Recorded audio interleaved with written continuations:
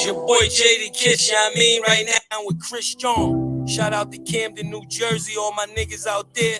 Let's get right into it. Miss Btbtv, salute, Queen.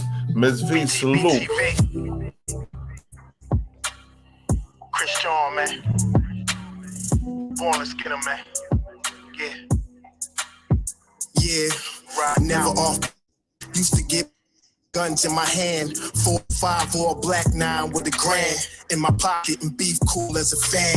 Btbtv, we are not playing. Y'all just talk, we back it up and down. Sideways, F what y'all saying. We Kyrie and Kanye. This a boss talk, so you clowns should just fly away. Yeah. Hop on the bridge, throw your frame off the highway. This not a game, this is business, this my way. Real talk, your opinion is nothing to us. We gon' stay on chill, long as y'all don't violate. But it's not fair. We could be cool or your worst nightmare. We the best, I swear. And you could be my friend or enemy, I don't care. And you better beware. Cause we coming for the whole pie and we don't share. No, it just ain't fair. But we the best, I swear. We the best, I stay up in the mix. A project politics, my mood kinda sick. Name well known from the hood to the sticks. 100 on the highway, flying so fast, burn the gears when some people kick dirt on your name. What shoes you gave them? Broke your back for them and they got the nerve to play you. Kick rap's door off, pushed and shoved my way through. Bum rushed the kitchen, put my floor up on the menu. The jealousy be hitting up in jokes. That's why I stay serious like David Banner turned in the Hulk in pure form like the Pope. Haters get infrared beams with the scope, so run and get ghosts. We fight good, boxed in like Floyd on the ropes. I'm the great black hope.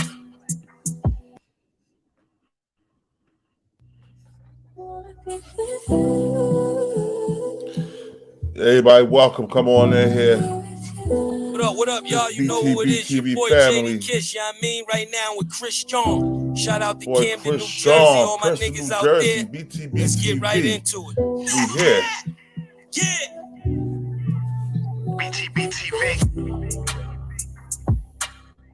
Chris John, man. Yo, born, let's get him, man. Yeah. Never off plan. Used to get busy with them guns in my hand. 4-5 or a black 9 with a grand in my pocket and beef cool as a fan. Btbtv, we are not playing. Y'all just talk, we back it up and down. Sideways, F what y'all saying. We Kyrie and Kanye. This a boss talk, so you clowns just fly away. Yeah. Hop on the bridge, throw your frame off the highway. This not a game, this is business, my way. Real talk, your opinion is nothing to us. We gon' stay on chill, long as y'all don't violate. But it's not fair. We could be cool or your worst nightmare. We the best, I swear. And you could be my friend or enemy, I don't care. And you better beware. Cause we come for the whole pie and we don't share. No, it just ain't fair. But we the best, I swear. We the best, I stay up in the mix. A project politics, my mood kinda sick. Name well known from the hood to the sticks. 100 on the highway, flying so fast, burn the gears when I shift. Some people kick dirt on your name, what shoes you gave them. Broke your back for them and they got the nerve to play you. Kick rap's door off, pushed and shoved my way through. Bum rushed the kitchen, put my floor up on the menu. The jealousy be hitting up in jokes. That's why I stay serious like David Banner turned in the Hulk in pure form like the Pope. Haters get infrared beams with the scope, so run and get ghosts. Peace. This is the King of New Jersey. It's Btbtv. We bully the bullies. I'm your honorable host, born divine almighty Allah. Yo, first of all, I want to say rest in peace to two of my cousins that passed the last 3 weeks, and rest in peace to my uncle Curtis Avenue, passed just this past week. You know what I'm saying? Found out on Wednesday. You know what I mean? So I took some time off. You know what I mean? I hooked up with my boy Cross, got on his pod a little bit, but, you know, I really took some time off, you know what I mean? I had to get back to business today, yo. So anybody want to donate, y'all can hit my Cash App and all that good shit, you know what I'm saying? Don't wait, don't even hit the money in chat, hit the Cash App, yo, because that comes straight to me and I don't have to pay YouTube nothing. But, yo, I also want to say, we ain't no Bloods or no Crips. We doing our own thing. Btbtv that started its own gang like nigga. What? Peace to the 5% nation of Gaza. Nurse, salam alaikum, alhamdulillah, rahman to Allah, to the true Muslim brothers and sisters out there. And to you haters, y'all know what y'all get the 49311. Yo, we're gonna start this off. I want to start this off, man, with a QC label affiliate talking about the shitstorm that Jas Prince and them started. So I'm gonna hit y'all with that first, then we're gonna go in. I should have some people coming in soon, you know what I mean, to get their take on it.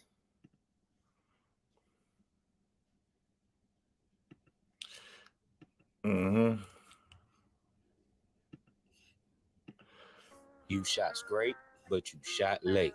High level. This is the Rundown Podcast. Fair use.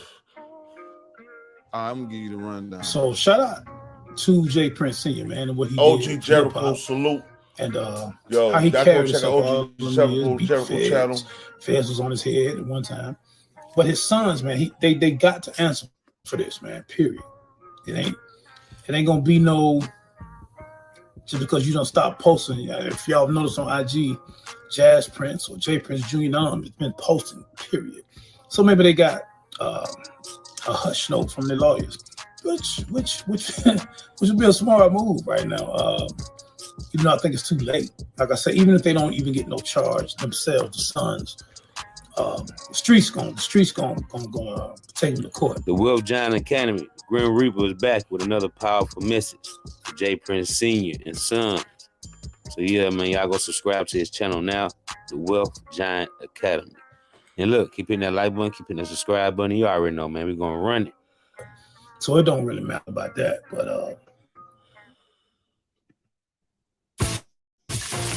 made with Mexican spices, made from nacho cheese sauce, only at Taco Bell.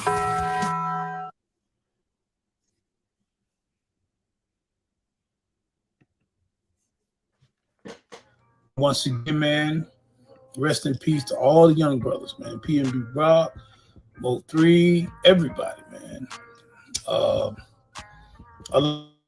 Nip, all of these brothers, even ones before that, you know what I mean? Hell, old school, Freaky Tar, everybody, all of them, man. We as a people got to do better, man. And we got to start holding our own people accountable. I mean, all this gangsterism, fake shit, we gonna always be on the bottom. Well, black and brown, not just black, but black and brown. But this false gangsterism shit.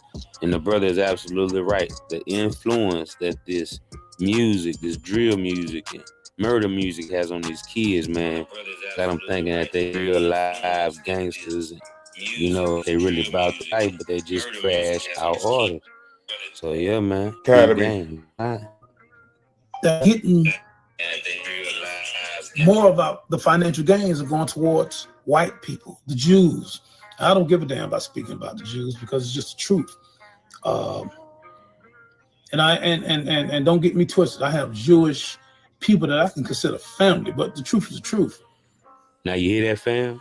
This is the truth. The man is telling you this is the same type of truth that got Kanye West blackballed, right? JP Morgan chasing all them, right? Told him, hey, you can't put your money here no more. It's not good in here no more because you said something about the Jews. Now, but we can get talked about as black people every day, drugged through the fire, the mud, right? The pig pen, and that's it. Preach, brother. Preach. You don't see Jewish kids or these white kids who listen.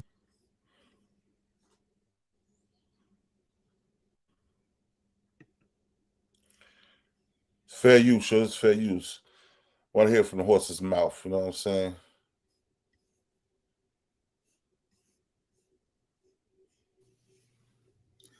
What's up, y'all? What's up? Y'all know I use Christian Peace, Mary Law, peace to like God. Well, this is Jonathan Kidd. Peace Almighty. First of all, man, rest in peace to Takeoff. I actually knew those young men when I was living in Gwinnett some years ago, and everybody in Atlanta. I used to do promotions around the city. Yeah, he's a real deal, man. I know Jacksonville, North Florida. Dude, man. So I knew P&M, QC, Takeoff, Offset, Quavo. At a young age, they was doing shows in Gwinnett County, man. At the bowling alley, Jermaine Dupri, them all used to come. This is fair use, Everybody, fair use. everybody used to come, hang out. Up and new artists come to the bowling alley, man. Indian Trail, Steve Reynolds Boulevard in Gwinnett County. People know Wild Bills. They used to do little shows of Wild Bills, amateur stuff. So, and then I lived in Gwinnett 5 years. So this is you know, it's personal to me. I wasn't in business with them, but no, I knew they were. I knew they were. I just want to say this, man. And you know, rest in peace to all these young brothers who died. Not just Takeoff. PNB Rock, Young Dolph out of Tennessee. Hell, Duke the Jeweler, man, wasn't even an artist. Duke the Jeweler out of Chicago. All these lost their life, man, in the last, I say, 5-6 years, because that's what it's really been crazy. MO3 out of Dallas.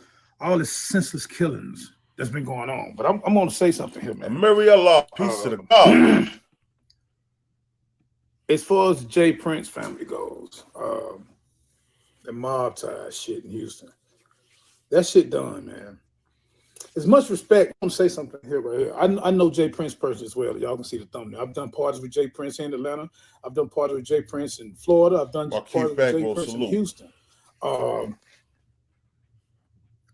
So this ain't to J Prince Sr. I got much respect for Sr., but I lost a little respect for Sr. after I read his post on IG, where he was basically acting like he didn't know what was up. And I get it on all natural things. That's your son. So your first reaction is going to protect your son. I get that. But it's over with for your son, man. I mean, even if you never charged, even if James Prince or Jazz, I don't know how far Jazz was in on this, but obviously J Prince Jr. was down with this bullshit Takeoff. A senseless killing over a dice game, the Takeoff wasn't even in. Obviously there was an argument with Quavo. Everybody got it online, so I ain't getting off into no conspiracy theories, but everybody seen in the remark that your son made. Yo, Mary Allah, the link is in the chat, man. Just go up to the chat. Matter of fact, I'll text you right now. That's bad right there. Cats in Atlanta right now want to take his head. And you know, we ain't gonna make this no Atlanta Houston thing. It ain't even just cats in Atlanta. I'm talking about killers in Atlanta. It's cats all over. Even some of your homies in Houston don't even like this, man. And so it's all over, man. New York, Jersey, California. Cats ain't feeling this. You know, all this checking in shit, which is really ignorant, man, because y'all ain't making no white artists check in. Y'all ain't making Justin Bieber or NSYNC or whoever the fuck up. Y'all ain't making them check in. But you want to make black rappers check in like y'all some hell of a dudes or something. And y'all ain't that, man. Y'all ain't that. I hate to agree with a lot of the things that Charleston White say, because a lot of shit he say is true. It's just the way that he delivered I don't like, but Charleston White right, man. Y'all are cancerous to the black community. Y'all cancerous. And this show, man, 2 killings in the last few months, but with something involving a dice game and your son, James. I'm gonna sing you, man. Because I don't talk to whole motherfuckers. I don't talk to no bitches. So I'm not gonna even address James Prince Jr. They're kids to me, or Jazz. I'm talking to the man that I know, James Prince.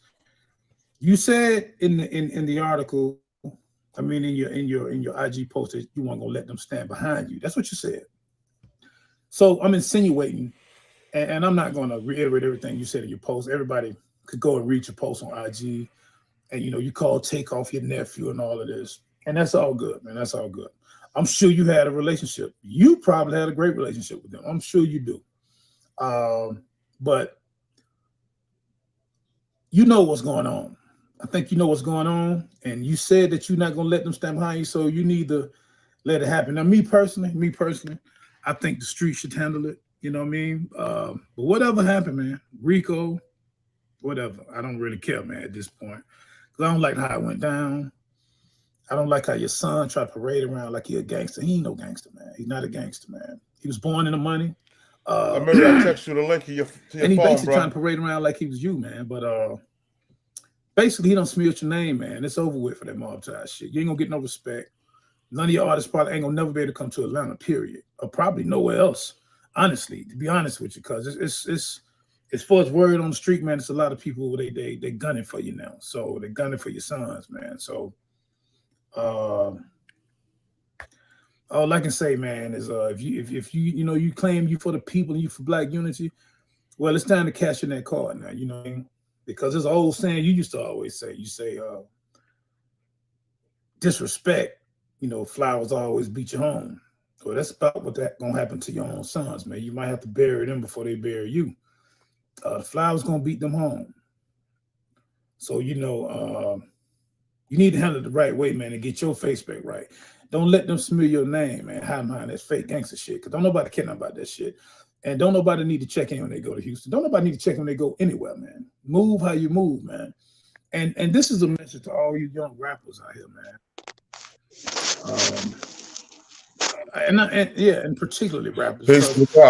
I don't too much see this with young R&B artists. You know what I mean? Even though I know a lot of the young R&B artists of this new generation try to be this street shit too, though, which I don't understand. But anyway, but particularly to the young rap artists, man, get you some professional security, man. Stop trying to go to city. When we talk about today, we talking about how the Princes line up these artists when they come out there to Houston. You know what I'm saying? And we also got a clip of what Jas Prince snitched on Big Mike. You know what I mean? Big Mike used to be down with the Ghetto Boys. Jas Prince snitched on him, got locked up over a beef. So we about to be getting into all that today. You hear me, Mary? D. All right. I'm trying to trying to turn my phone up so I can hear you. I'm traveling right now. Peace, bro. Checking with Crip bosses and blood bosses and GDs. Fuck all them niggas, man. Them niggas ain't about shit. Them niggas is on some extortion shit. They don't give a fuck about Saudi, peace, Queen, peace. Welcome, come on, welcome. Man. They don't care about. Look at Nip. Nip was beefing with his own homies in 6-0. They trying to extort this man. Man, listen, fuck all them niggas. Fuck all of them. Fuck them all. Get you some real security. Facts. Especially when you're on the level like the Migos were. Even though I believe the Quavo and them felt like they was in a safe place, so-called safe place, because they was with these mob ties niggas in a mob tie event. But obviously some words went on, and it seemed like it's a setup to me. Obviously some words went on, and Quavo felt like he was disrespected. We couldn't get all the, at least what I've heard so far on the audio, we couldn't get all of the argument. But some kind of way it was over dice game, and some kind of way it switched to basketball. I don't know what the fuck. It was confusing. And it seemed like it was confusing to Quavo. But Quavo was like, basketball. So why y'all talking about basketball or some shit like that? But then Quavo said, like, y'all ain't gonna be talking to me. And then he said some shit like, let me go for somebody to get hurt, which was probably the wrong thing for Quavo to say when you in somebody else's territory, you in somebody else's hood. You know what I mean? Even though he had security with him, but you in they shit, you know what I mean? So they got you outnumbered, obviously got you outgunned. But Quavo just that type, he speak his mind. He's a little dude, but he ain't never been scary, but he got his nephew killed, obviously. But I'm not gonna say he got his nephew killed, so let me not say that. Because whatever that argument was about, Quavo obviously was going on the defense and was gonna walk away. So I'm not gonna say Quavo got Takeoff killed. I'm not gonna say that. I'm not gonna even put that message out there. Let me take that back. Quavo didn't say anything to make somebody want to kill Takeoff. That even Quavo saying let me leave for somebody to get hurt still doesn't give somebody else the right to take somebody's life. Swing on them, cool. Y'all want to fight, then fight. But the shooting, it just done something funny about that and how that went down. How they saying this dude just came up behind Takeoff and shot him in the head and then used his body for a shield. Almost like it was meant to be, like the whole dice game was set up. But I just want to say this, man. That mob tie shit, man, is basically over with, man. I always keep my ear to the street in Atlanta, Miami, even Texas, man. They coming for y'all, man. I ain't even talking about the police, man. Honestly, a lot of people out here right now, they hope the police don't get your son, man. They hope that even though we know the feds is probably watching, 9 times out of 10, they probably been watching y'all. I've been waiting on y'all waiting on your son to do some dumb shit like he just did. He showed that he ain't a real leader. He ain't a real Don. You know, but yeah, it's over with. People gunning for you. Yeah, and they hope the police don't. So what this little Cam dude is, they saying he got killed. Then I heard that that's false, and I believe it is false because I believe it's just something they throw it out there to try to make it seem like, oh yeah, we got rid of this guy. Which even if it was a case, even if you did kill the guy that killed Takeoff, that still would be more ignorant because that still would be showing that you knew who did it, and the only thing you're doing is basically covering up for what happened. So that still won't make no sense. So nobody cares if Lil Cam is dead or alive. It ain't even about Lil Cam. It really ain't. I mean, it don't even matter what happened to Lil Cam. It's about Jas Prince Jr., man. And everybody know that. So I just wanted to say this, man. Mob Ties, you done, man. You ain't got no more respect in the city, man. Not in Atlanta, man. You ain't got no respect in the city. Or Florida. We don't respect that. You know what I mean? We don't respect that at all. So Crystal, we know he ain't there. We know he's not there. Peace out. Yeah, man. Hold on one second. Pause this. Get this out of here. Yeah, he's 100% right.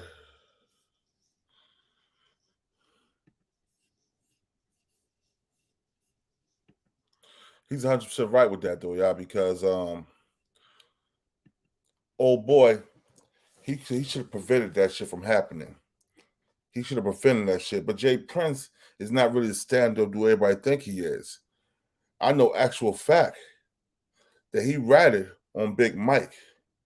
I'm going to let you hear from Big Mike's mouth right now. You know what I'm saying?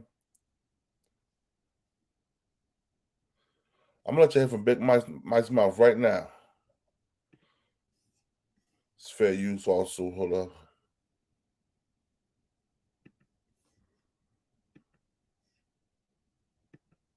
Kind of got off track at Rap a Lot. Man, it was monies. You know what I'm saying? Like for real.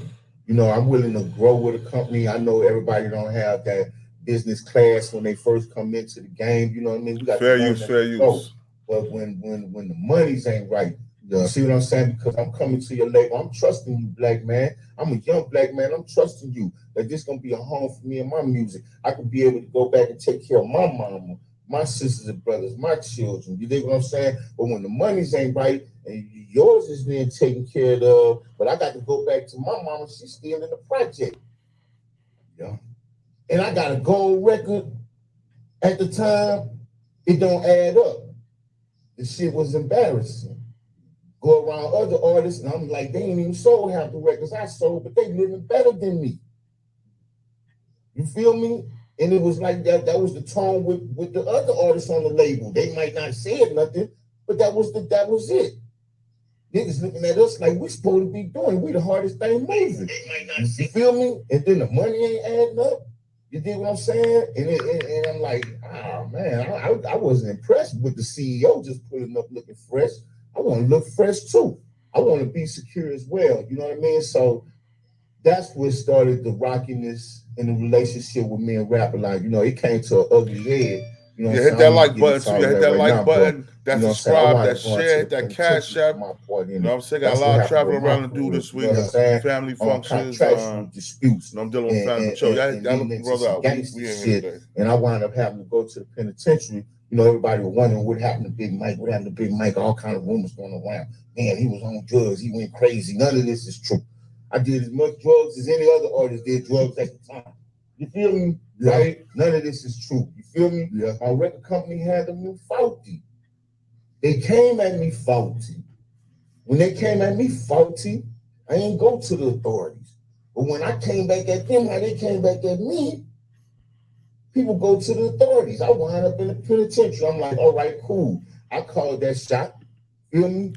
Now, what he's talking about is he's talking about when he had that disagreement with Jas Prince, and then went by a shop his mother's house. His mother's house, right? Peace. No? Just hit the link. Hit the link then.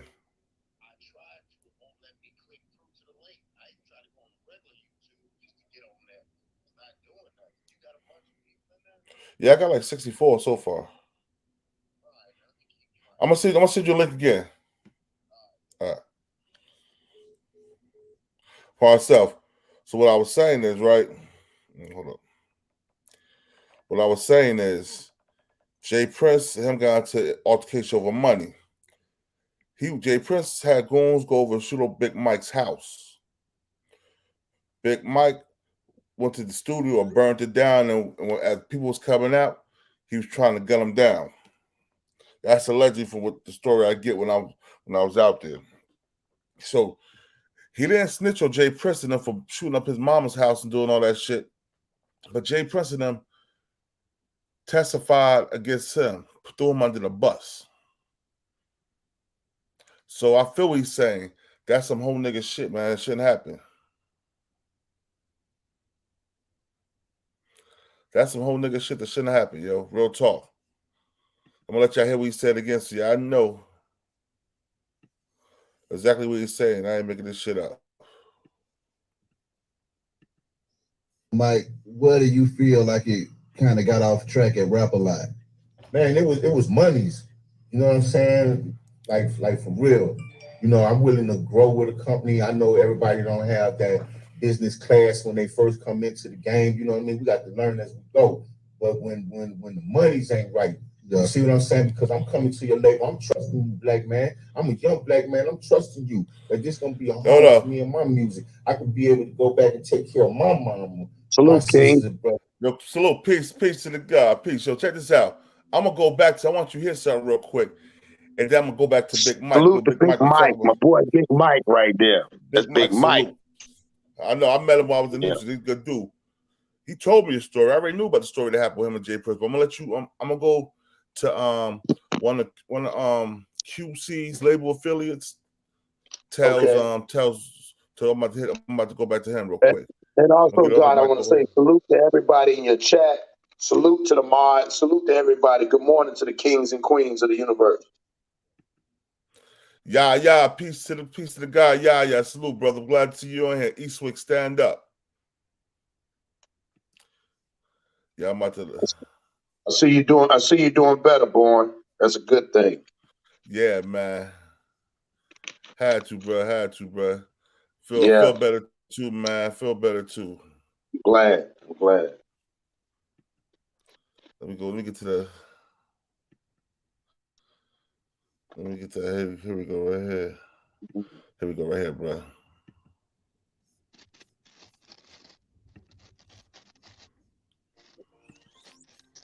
Sales teams have it tough. Chris Storm, the pressure to hit their numbers New keeps Jersey, salute. Btbtv. What's going on, Chris? Miguel, salute. I see you in the bill. Yo, you echoing, Chris? Yeah. I'm gonna come back in. All right, bet. Yeah, but this is affiliate. He did parties for J Prince and everything. You know what I'm saying? Okay. So I'm gonna let you hear what we had to say. What's up, y'all? What's up? Y'all know I usually don't do videos like this, but this is imperative. Yo, Kriston. First of all, man, rest in peace to Takeoff. Kriston. I actually knew those young men, man, when I was living in Gwinnett some years ago, and everybody in Atlanta. I used to do promotions around the city. I mean, Jacksonville, North Florida. So I knew P and them, QC, Takeoff, Offset, Quavo. At a young age, they was doing shows in Gwinnett County, man. At the bowling alley, Jermaine Dupri and them all used to come. Everybody, Luda, everybody used to come. Hang out. Up and new artists used to come to the bowling alley, man. Indian Trail, Steve Reynolds Boulevard in Gwinnett County. People know Wild Bills. They used to do little shows of Wild Bills, amateur stuff. So, and then I lived in that 5 years. So this is it's personal to me. I wasn't in business with them, but I knew them. I knew who they were. Indeed, bro. Indeed, Jonathan Kidder. I just want to say this, man. And rest in peace to all these young brothers who died. Not just Takeoff. PNB Rock, Young Dolph out of Tennessee. Hell, Duke the Jeweler, man. He wasn't even an artist, but Duke the Jeweler out of Chicago. All these dudes have lost their life, man, in the last, I say, 5-6 years, because that's what it's really been crazy. MO3 out of Dallas, all the senseless killings that's been going on. But I'm going to say something here, man. As far as the J. Prince family goes, the mob tie shit in Houston, that shit done, man. As much respect, and I want to say something here right here. I know J. Prince personally as well. Y'all can see the thumbnail. I've done parties with J. Prince in Atlanta. I've done parties with J. Prince in Florida. I've done parties with J. Prince in Houston. So this ain't to J. Prince Sr. I got much respect for Sr., but I lost a little respect for Sr. after I read his post on IG, where he was basically, my brother, y'all, salute. Acting like he didn't know what was up. Hit that cash app too. On all natural hit that things, cash app. Stop giving YouTube my money. Your first reaction is going to protect your son. I get that, but it's over with for your son, man. I mean, even if you never get charged, even if James Prince or Jazz, I don't know how far Jazz was in on this, but obviously J. Prince Jr. was down with this bullshit that happened to Takeoff. A senseless killing over a dice game. The Takeoff wasn't even in. Obviously, there was an argument with Quavo. Everybody got it online, so I ain't getting off into no conspiracy theories, but everybody seen the video and the remark that your son made, man, how he said he didn't give a fuck, don't ask him no questions, basically. That's bad right there. Cats in Atlanta right now want to take his head. And you know, we ain't gonna make this no Atlanta Houston thing. It ain't even just cats in Atlanta. I'm talking about killers in Atlanta. It's cats all over. Even some of your homies in Houston don't even like this, man. I mean, so it's all over, man. New York, Jersey, California. Cats ain't feeling this. You know, all this checking in shit, which is really ignorant, man, because y'all ain't making no white artists check in. Y'all ain't making Justin Bieber or NSYNC or whoever the fuck up. Y'all ain't making them check in. But you want to make black rappers check in like y'all some hell of a dudes or something. And y'all ain't, man. Y'all ain't that.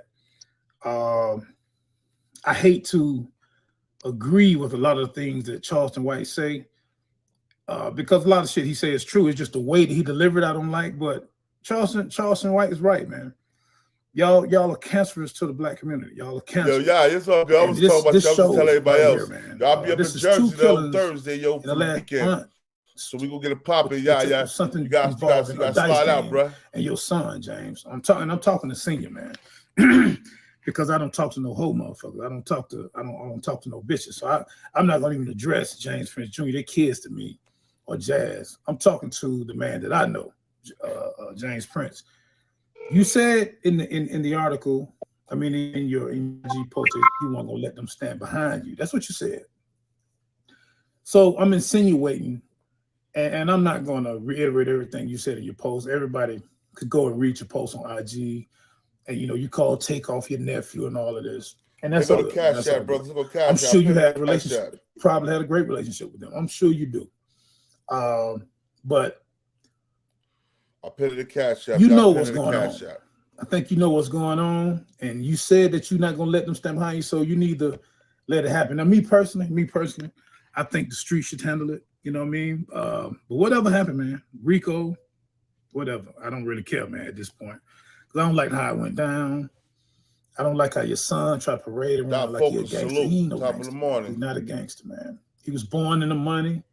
And he basically trying to parade around like he was you, man. But basically, he don't smear your name, man. It's over with for that mob tie shit. You ain't going to get no respect. None of your artists probably ain't going to never be able to come to Atlanta, period. Or probably nowhere else. Honestly, to be honest with you, because it's as far as word on the street, man, it's a lot of people they gunning for you now. So they're gunning for your sons, man. So all I can say, man, is if you claim you for the people and you for black unity, well, it's time to cash in that card now. You know what I mean? Because there's an old saying you used to always say. You say disrespect, you know, flowers always beat you home. Well, that's about what that's gonna happen to your own sons, man. You might have to bury them before they bury you. Flowers gonna beat them home. So you know, You need to handle it the right way, man, and get your face Y'all right. folks said Don't let them smear your name. I gotta figure out how to do that. Fake But I got you. Don't nobody care about that shit. And don't nobody need to check in when they go to Houston. Don't nobody need to check in when they go anywhere, man. Move how you move, man. And this is a message to all you young rappers out here, man. And particularly rappers, because I don't too much see this with young R&B artists. You know what I mean? Even though I know a lot of the young R&B artists of this new generation try to be this street shit too, though, which I don't understand. But anyway, but particularly to the young rappers, man, get you some professional security, man. Facts. Stop trying to go to cities, you know, I don't give a fuck if it's LA, Chicago, trying to check in with Crip bosses and blood bosses and GDs. Fuck all them niggas, man. Them niggas ain't about shit. Them niggas is on some extortion shit. They don't give a fuck about their own homies they growed up with. I mean, come on, man. They don't care about, look at Nip. Nip was beefing with his own homies in 6-0. They trying to extort this man. Man, listen, fuck all them niggas. Fuck all of them. Fuck them all. Get you some real security, especially when you're on the level like the Migos were. Even though I believe that Quavo and them felt like they was in a safe place, so-called safe place, because they was with these mob-tied niggas in a mob-tied event.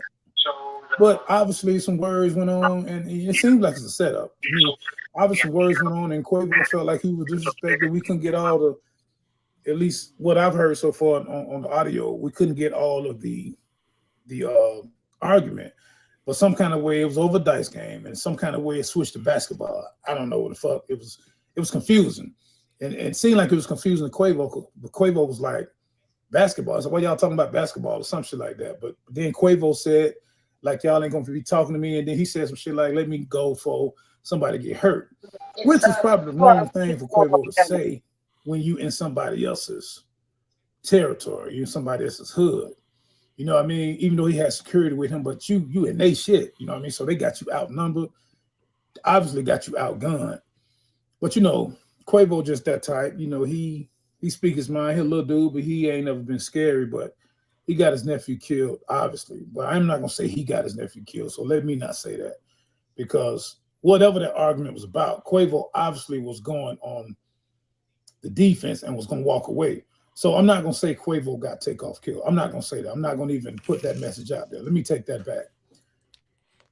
Quavo didn't say anything to make somebody want to kill Takeoff. That even Quavo Eric saying, Scott, salute to my boy E, man. Still doesn't give somebody else the right Eric to take Scott. somebody's life.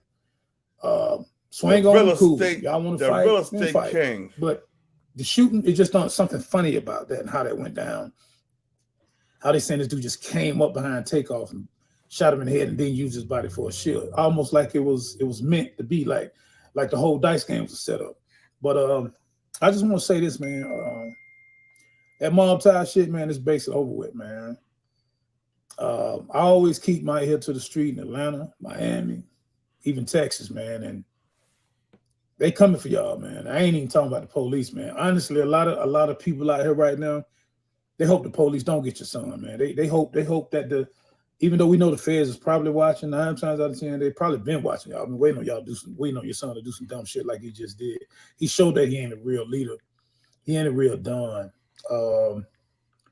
You know, but yeah, it's over with, man. People gunning for you. Yeah, and they hope the police don't get him first. So facts. Whoever this little Cam dude is, they saying he got killed. Then I heard that that's false, and I believe it is false because I believe it's just something they throw it out there to try to make it seem like, oh yeah, we got rid of this guy. Which even if that was the case, even if you did kill the guy that killed Takeoff, that still would be more ignorant because that still would be showing that you knew who did it, and the only thing you're doing is basically covering up for what happened. So that still wouldn't make no sense. So nobody cares if Lil Cam is dead or alive. It ain't even about Lil Cam. It really ain't. I mean, it don't even matter what happened to Lil Cam. It's about Jas Prince Jr., man. And everybody know that. So I just wanted to say this, man. Mob ties, you done, man. You ain't got no more respect in the city, man. Not in Atlanta, man. You ain't got no respect in the city. Oh, Florida. We don't respect that. You know what I mean? We don't respect that at all.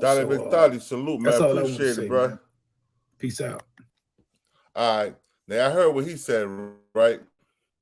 So now, yo, Cross, you heard what he said, right?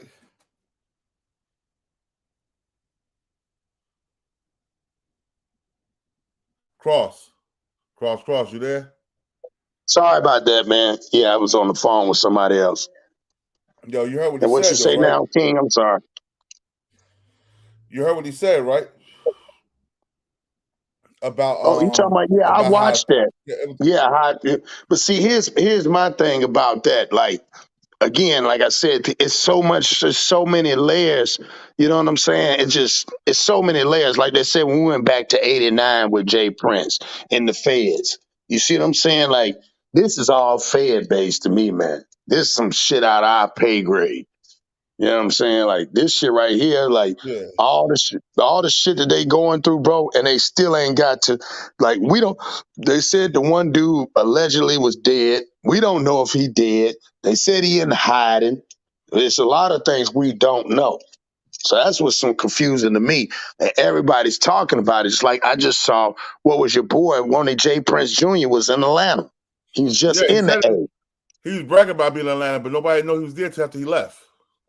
Yeah, but that doesn't make sense. See, somebody had to know he was there, though, King. That's what I'm saying. Like, that shit don't make sense. How is he gonna get there? And then he did that much famous and all this shit going on, and he able to get in there, take pictures with people, throw up his shit, and then leave. I don't know, man. That's just the way I look at it. You think they planned that shit before they? I think all this shit is for. It was orchestrated before they even got to Houston, huh? Yeah, now think about this. Let's go even further. What did they say about the whole thing with Dolph? This is a different topic. With Dolph, the murder was already being put in plan 6 to 8 months before it even happened, my nigga. That was 6 to 8 months with Dolph. So just imagine. And then I didn't even know that I was watching something on there with Quavo and them having an interview, and they said something. They said it was Takeoff was the one that was the rapper. I didn't know that. I didn't know Takeoff was the guy that actually pushed the whole group. Said them niggas wasn't even on that type of time. And then your boy Quavo was hooping.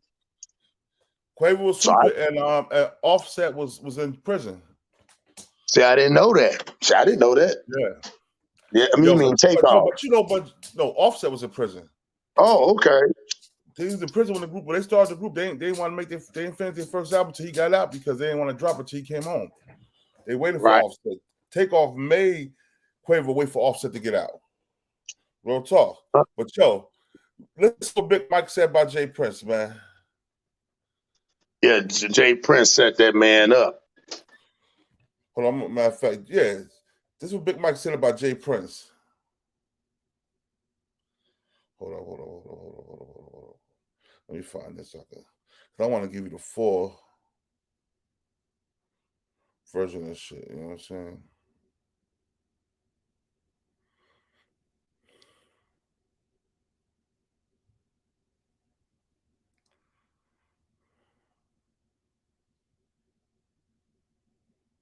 Oh, it's it right here. I got you. Check this out, bro. All right. Crazy, man.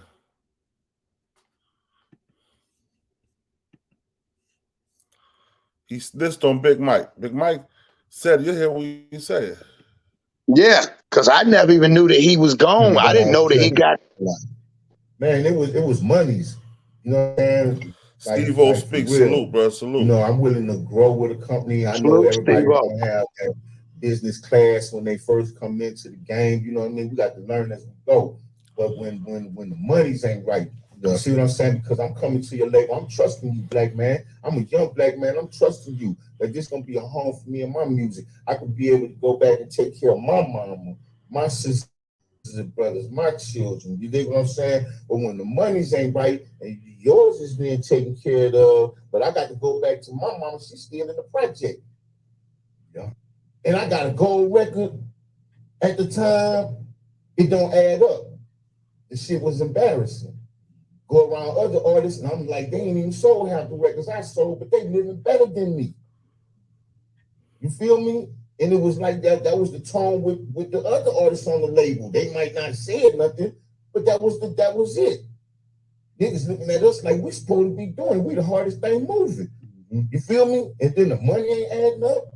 You dig what I'm saying? And I'm like, oh man, I wasn't impressed with the CEO just putting up looking fresh. I want to look fresh too. I want to be secure as well. You know what I mean? So that's what started the rockiness in the relationship with me and Rapper. Like, you know, it came to an ugly head. You know what I'm saying? I don't need to get into all of that right now, but you know what I'm saying? I wound up going to the penitentiary for my part in it. That's what happened with my career. You know what I'm saying? Contractual disputes and leading into some gangster shit. And I wound up having to go to the penitentiary. You know, everybody was wondering what happened to Big Mike, all kind of rumors going around. Man, he was on drugs, he went crazy. None of this is true. I did as much drugs as any other artist did drugs at the time. You feel me? Yeah. Right? None of this is true. You feel me? Yeah. My record company had them new faulty. They came at me faulty. When they came at me faulty, I ain't go to the authorities. But when I came back at me, people go to the authorities. I wind up in the penitentiary. I'm like, all right, cool. I called that shot. Feel me? I'm gonna take my lick.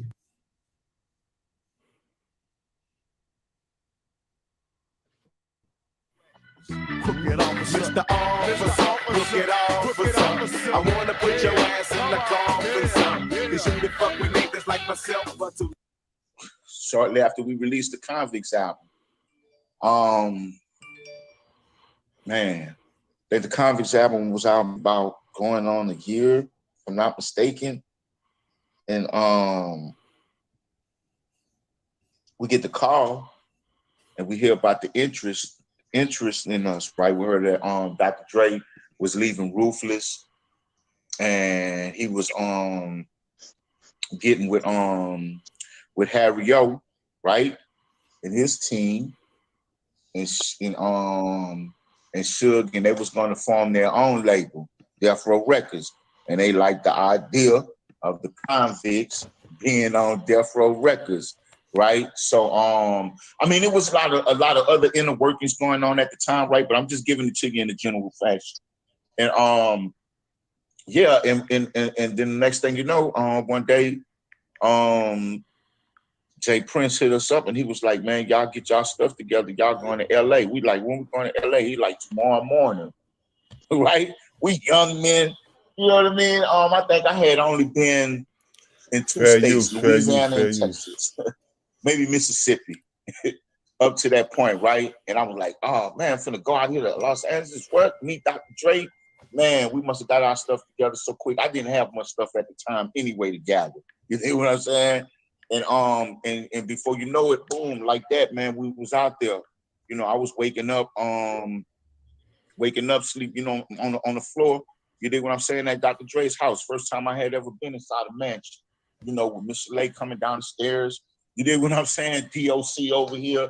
It was mind blowing. You know what I mean? Because a year leading up to that, you know, I was just recording their videos on VHS. You see what I'm saying?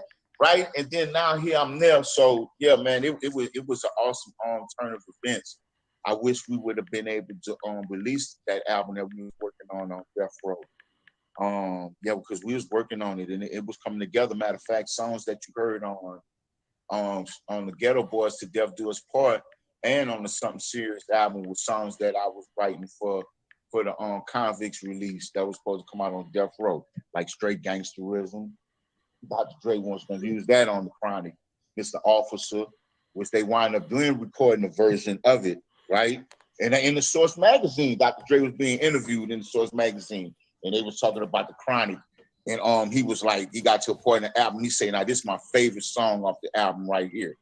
And then you start hearing Mr. Officer, Mr. Officer, you know what I'm saying? And when I was telling people like, you know what I'm saying? I'm like, what? You feel me? Listen, man, the guy was going to get the songs, but Jas Prince had thought at the time, he said, man, if Dr. Dre want these songs going to be hits.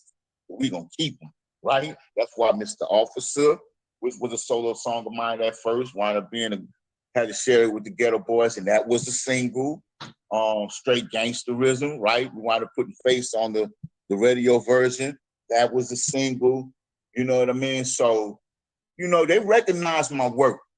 And that's what I got from it. Even though we didn't release the album, Death Row, I knew my work was good. Dr. Dre was picking songs. You feel me? And got the proof. You feel what I'm saying? Right? So it then get back to Houston, Ghetto Boy on these songs. You know what I'm saying? And I knew my work was good. You know what I mean? I knew my work was good at that point. You know what I'm saying? I still had some more growing to do. You know, I put the ball a couple of times because I wasn't in the right place as an artist. You know what I mean? I wasn't making more things for being available to me. And I just wasn't spending my time in the right places, doing the right things. And my art had suffered for it. You know what I mean? Not so much on Steel Series, because Steel Series had a lot of good work on there. That actually really like a compromise between myself, New Tribe Virgin, and Rap A Lot, right? I had songs and they was picking songs like, this got to be on the album. I'm like, I didn't want that to be on the album. Well, we got to work out something because this going to have to be on the album, right? So we'll let you do, you know, these, this and that, right? But you got to give us these, you know what I mean? So that's why that album didn't have the continuity of the Something Serious album. You feel me? And by the time we got to the Hard to Hit project, I was going through the label disputes with the label really heavy. You dig what I'm saying? So I was dealing with a lot of frustration, a lot of anger at the time. You know what I mean? The situation had them got into some real gangster shit. That's what led me wind up going to the penitentiary for my part in it. You dig what I'm saying? Things that got kind of ugly. So you know, so when I recorded and we released that the Hard to Hit project, you heard a lot of anger. And then I tell you another thing that they did to the album, because when I initially recorded the album that I turned in, yeah, I had a couple of songs where you can hear my anger coming out on the songs, but I had a lot of good work on there as well. But once I turned the record in, right? When I get the mastered version back, the label had them lift at least 80% of the tracks from up underneath the vocals and place other tracks, right? And then put features on that I had no idea. You feel me? And I was like, so I figured that's when I was out the door, right? So I figured they was like, well, I thought it was a sabotage job. I felt like that. I still feel like that because they like, he's not going to re-sign. You feel me? I don't like that too much. So let's make it seem like he really fell off the cliff. You dig what I'm saying? So he won't be worth anything to any other label, right? You dig what I'm saying? And then you couple that with me going to the penitentiary, right? Right after that, right? So, I mean, I only went for 4 years, right? For 4 years in the music industry, a lot of time. You dig what I'm saying? Right? And I come back and it, you know, and it just took me some time. God had to work with me. You know what I mean? I had to put myself to the side and see what his will was. And when I focused on his will, you know, he blessed me with my heart's desire. And so we have finished the job. Recordings just got better. Hey, it's Dana from StreamYard. I'm so excited to announce that local. Good. Yeah. So what, I assume you don't want to get into it, but it sounded like it was a serious situation that ended everything at Rap A Lot. It was a serious situation. You know what I mean? It was a serious situation. It was a contractual dispute. Well, my contract was about to be up. I had like hard to hit to deliver. I was finna be done. And I had some monies that they owed me, but they wouldn't release my monies, right? And there was no reason for them to hold my monies. The reason they were holding my money is because they wanted me to sign a new contract.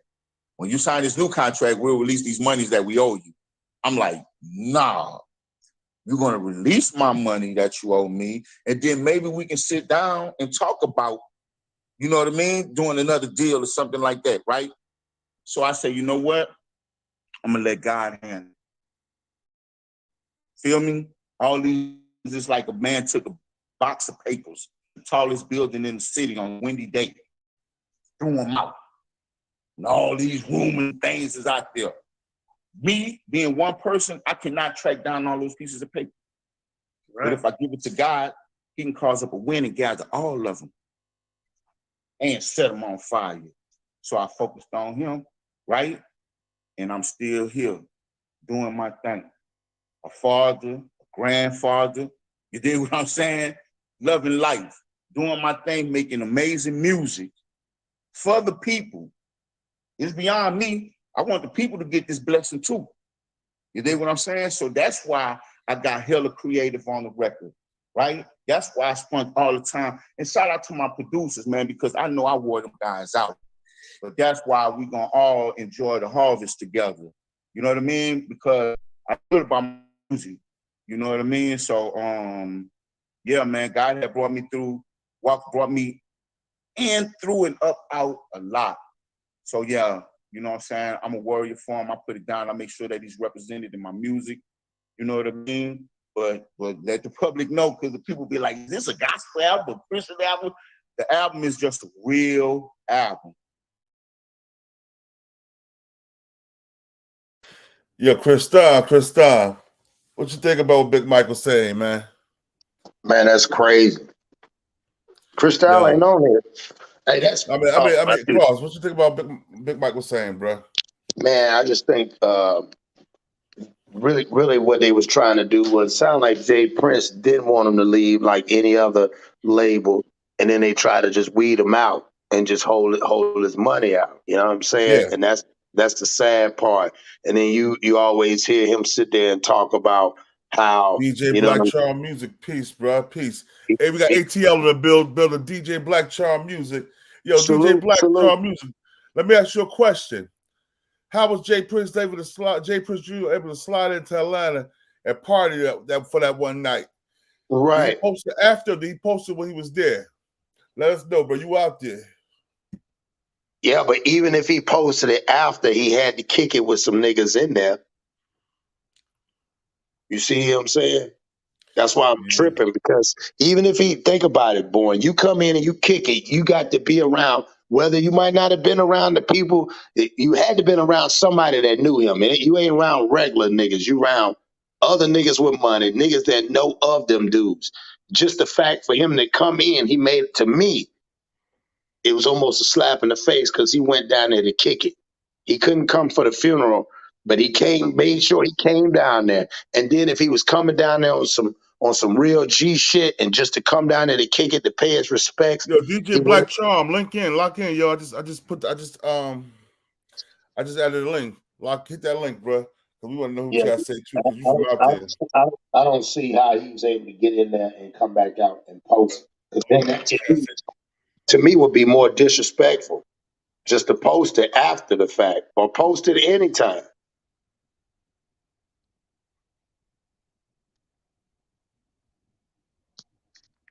That's why I said that shit crazy to me right there. DJ Black Charm in the building. Salute, my brother. Salute. Salute, King. Salute. Salute, man. How y'all doing, man, this morning? DJ Black Charm. Yeah. Yo, turn off your YouTube. Hit the YouTube channel off. It should be off. You hearing the feedback? Let me turn it down. Yeah. How about now? You good? Okay. Yo, so what that nigga was doing down in Atlanta, man, partying, bruh? Well, in my opinion, I think it's because he got it, down here with his family. They got a lot. The Prince got a lot of family here, especially in Latonia. They got they got family. Yeah, they got family like cousins and aunties and stuff. They got family out here. Oh damn. Yeah. Oh. So that's why I say, like, how close they are from where the Migos from and where the Prince family resided in Atlanta. That shit too close together, so it's gonna be some shit though. I tell you that, it's gonna be some shit. And like, think about it, DJ Charm, same thing. Like I said, I was trying to tell him, there's no way a big name like that can get in there, slide. He didn't. Matter of fact, if he wanted to go under the radar, he really could have went under the radar. He chose not to. Right. That's the thing about it. So to me, I think and his dad need to have a like, you can't keep throwing rocks at the penitentiary, man, or the graveyard, cause somebody gonna make that call, you know. And you know, him making that move, and you know, like, I'm pretty sure that he bossed up with a lawyer and his attorney told him that they had no evidence and they talked to the this, that, and the third or whatever. So he feeling froggy because it took him a while not to feel all leapy like that, you know. Right. So he make a video. Him and his brother make a video. These niggas hating on the ties and all that. I'm like, why y'all can't play like that? You know what I'm saying? Because there's people out here that, I ain't gonna even use the word jealous. It's what I call I say God made the bully of the bullies. You know what I'm saying? Who the dude who walk around looking for a bully. You know what I'm saying? Because he know if he pick on the bully, he pick on the. I bully the bullies. Yeah, because you bully the bully, then ain't nobody gonna say nothing about you bullying the bully. They gonna say, yeah, I'm glad somebody said something to him. I'm glad somebody did something to him. You know what I'm saying? Or to her, right. You know, for that matter. Yeah, you know. So that's my thing. Like, my mama always told me, you know what I'm saying? You could be bad in the house, you're gonna go outside and meet your match. And apparently, my brother, you know what I'm saying? I believe he don't feel like he met his match. You know, no, so, you don't. Because there's no way in the world you can say a person that's being that the world right now is watching him. He flies into town. He bragging and he's like, I'm in ATL. What's up, basically? And it's like, nigga, I'm at home with my peoples. Y'all ain't coming over here. He testing the waters. Yeah. That's what I'm saying. And so and here's the thing about fire. I don't know about, for a lot of people who don't know about the streets and stuff like that. It's a lot of cats that just want free smoke. You know what I'm saying? So if he coming to Atlanta and he hang around the dudes that want free smoke, that's why, you know what I'm saying? Because they want free smoke. They don't give a damn who is with. A lot of the free smoke niggas will knock off their own family members. See, I don't know how to explain it to a lot of people who ain't been in the streets. You know what I'm saying?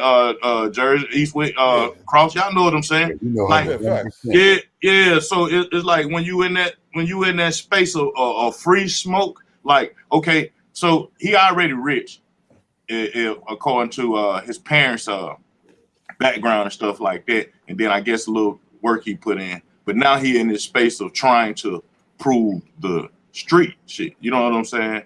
And you know, you're gonna need a whole bunch of fools around you. You know, the people who a whole bunch of shooters who gonna do dumb shit, crash dummy is what I call them. You know what I'm saying? Crash dummies. Same thing we call them. Yeah, you know what I'm saying? But even with crash dummies, what can happen is those same crash dummy can crash out and tell on your ass, say, he told me to do it. Or crash out or crash out and murder your ass. And crash out and murder you too, right? Yep. Remember, they get addicted to squeezing the trigger. They not the one making the money. So when you get them crash dummies, them hitters out there, they will turn on your ass too. Hey, yo, I want y'all to hear something. Because, you know, BMF, one of the BMF members said something about it. JP got a J Prince on your ass a little bit, so. Peace to the gods and nurse. Peace to the gods. How you, Lord? I'm all wise and civilized, black man. It's a blessing to see you up. You heard? Oh, thank you, bro. I appreciate you, man. Peace you know, to I'm cross, up, man. peace to Black Charm. Man, I hadn't heard those words in so long, OG. That shit sent a chill down my spine, man, saying peace to the God. Like, when I was in high school, man, we used to grow up. Like, I grew up a Christian, but I had Moorish partners in school and stuff like that.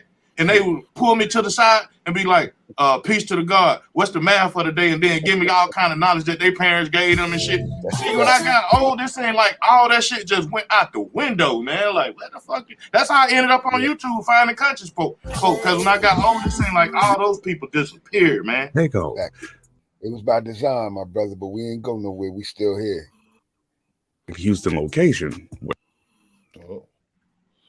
Before the funeral, Takeoff's life has been celebrated in the exact Houston location where he was shot. Fair use. The memorial for the Migos rapper, complete with flowers, photos, heart-shaped balloons, and a sign that reads RIP Takeoff, was set up outside of 810 Billiards and Bowling, right in the hallway, where someone opened fire last week following an argument with Quavo, apparently. As reported, though, the hail of gunfire struck Takeoff and 2 other people who survived their injuries. Fans are flocking there to pay their respects by leaving lit candles, and they've also removed petals from flowers and placed them on the ground in a line to symbolize Takeoff resting in peace. Let It Slide, a non-profit anti-violence organization, traveled from Baton Rouge, Louisiana, to the memorial site to spread their message, stopping the bloodshed and choosing peace. Check out some of the footage right here. So, what more years I can get about this thing? You been good though? You know me. You know I'm good to talk noise. You know I'm always talking noise. You know I talked noise about that cooking thing last time. You know I'm always talking noise. You know I talked noise about that cooking thing last time. I see you be bowling. I ain't know you do that. You say what? I said, you know I'm always talking noise. I see you be bowling. I ain't know you bowl. Oh yeah, you don't want none of that smoke. Your shit was froze. I ain't hear nothing you said. It said reconnect. Oh, so I'm headed back down that way in October though. Yeah. You know, all about the grind, man. We good, man. It's good seeing you, Kim folk. I just tune in, let you know all is well, man. Grace under pressure, man. That's what you got to put out to the folk, man. You got to tell the folks. They see the success, they see the glory, but they don't know the story. They see the success, they see the glory, but they don't know the story. They don't know what it takes.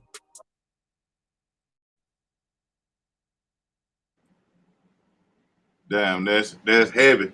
That he kicking that with him, like talking about seeing the glory, and they see the glory and not know the story. We actually see a cloud, a storm.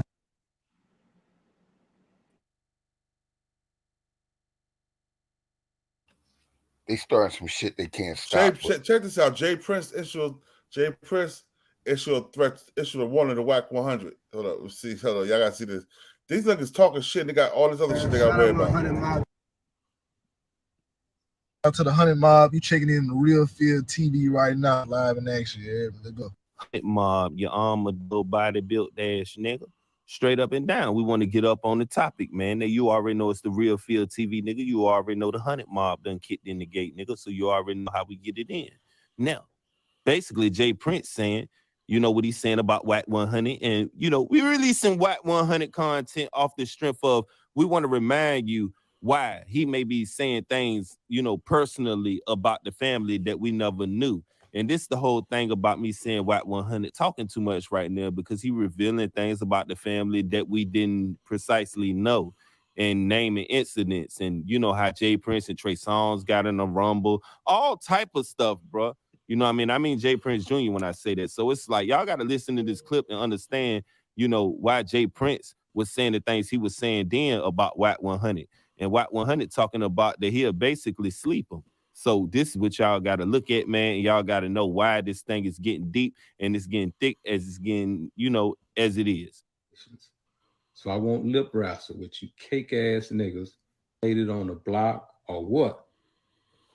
But all that snake jealousy and hate shit you have in your WAC 100. And WAC 100 talking about that he'll basically sleep him. So this is what y'all got to look at, man. Y'all got to know and naming incidents. And you know how Jas Prince and Trey Songz got in a rumble, all type of stuff, bro. You know what I mean? Jas Prince Jr. when I say that. So it's like, y'all got to listen to this clip and understand, you know, why Jas Prince was saying the things he was saying then about WAC 100. And WAC 100 talking about that he'll basically sleep him. So this is what y'all got to look at, man. Y'all got to know why this thing is getting deep and it's getting thick as it's getting, you know, as it is. So I won't lip wrestle with you cake-ass niggas laid on the block or what. But all that snake jealousy and hate shit you have in your heart, niggas, bring that shit to Dr. Prince, and I'm going to cure you of that disease. Let me say this to the homies in LA and around the world. All money is not good money. Jas Prince knew what I got. You know why? His phone and my phone got the same records. what's going on in the Bro, that industry. nigga stood in front of me. I swear to God, in the month of December, still right in front of me, bro. Bro, Rocky, Jai, even the little nigga that made me the bag, he was there too. That's when I hooked him up. In the alley in downtown LA, nice as a lark. With none of that beans, I'd have knocked blood out on Paru, nigga. I'm telling niggas right now, I ain't tolerating no disrespect, nigga. Fuck all that talking and all that. See the difference between me and him? Wack get busy. You don't, nigga. And I get busy and I got niggas that get busy. If you want to play that ain't about nothing. Fuck out of here with that shit. Bro. Yo, Wax ain't getting busy, right? But why these niggas ain't getting busy, man? Why these niggas letting these niggas just do what they want to do and keep it moving? Now he talking about that's what I say too. Like, you can't get too busy and the shit still popping off under your nose. That's why them niggas can't say shit to Charleston White. He a real activist, and he gonna approach a nigga that's doing some bullshit in the street. You know what I'm saying? It's a bunch of, like you say yourself, the bully of the bullies. You gonna be the nigga that tell the nigga, hey man, pull your pants up. You see these old ladies right here. Hey man, tuck your gun in. You see these children around. You know what I'm saying? Yeah. And if Whack 100, you want to be 100, dude, you got to be that same type of dude, not the encouraging of the bullshit. Because the people that be on them lines with him, he be encouraging them to crash out. You know what I'm saying? And don't be trying to stop them. But training up the next generation of fools. Right. Word up. Got to be responsible, man, and we gonna survive. We done made it to 50 plus. So we should talk about it, man. Those that's coming behind us to prevent them from making the same mistakes. Well, I ain't making it 50 yet. I'm trying to get there. Don't. Yeah, I'm a couple of places away from, but I'm accepting it though. I receive all that. I'm hitting the lottery because when we was 25, we couldn't see 50 in our mind. No, we can't see 40. We can't see 40, bro. Bro, we you know, we grew up in the street. You know, it was a life. Every day you knew that tomorrow may not come. Could be today. Feel me? Yeah. That could be the day. You accepted that every day. You got used to that homies shit. get killed. You start seeing homies, your friends, family members get murdered right in front of your eyes. Yo, your life expectancy become short of your mind. You know what I mean? Right. When I made it 35, bro. Yo, bro, I had a big ass party, bro. You hear me? I had a big ass party in ATL. Do it up at the Velvet Room. Oh yeah, that was a spot to be in too. Had a big ass party. Got busy on that day, bro. Man, whatever happened to that African man that owned that spot, King? Whatever happened to him, Alex? Whatever happened to him? Alex, he owned Club Dreams ATL now too. Oh, okay, because I ain't heard his name in a while, man. Yeah, I seen Alex. He came to Onyx and Charlotte when I was running security for Onyx in Charlotte, and he was like, "Yo, when you come back to Dreams ATL, when y'all pay me $500 a night, not never." Hey man, you plugged in. Hey man, these niggas don't know how you plugged in. The dude he talking about, Alex, would give Puffy a 50 just to come kick it. Facts. Yeah, Alex. Yo, we had Club ATL first opened up. It's right next to that big ass Burlington in Decatur. You know what I'm talking about, right? Yeah, I know what you're talking about. Yeah. Yo, the club's so big it holds 9,800 people. God damn. Easy. Outside deck and the inside, mad VIPs.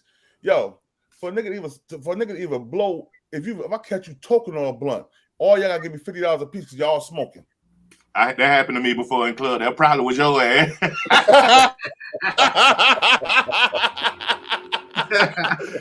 I charge them all 50 a piece. Yo, boy, real talk though.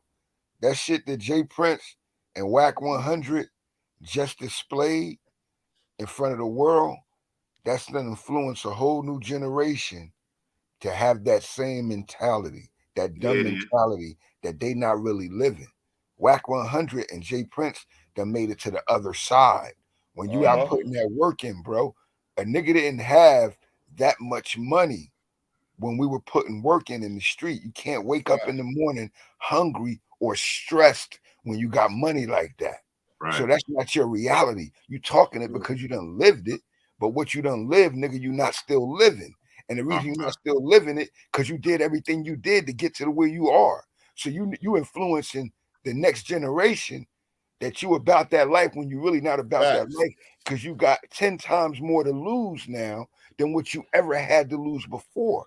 So we listening to them and looking at them, but in reality, these dudes, man, these niggas is being niggas and influencing the next generation to be on some shit they can't control.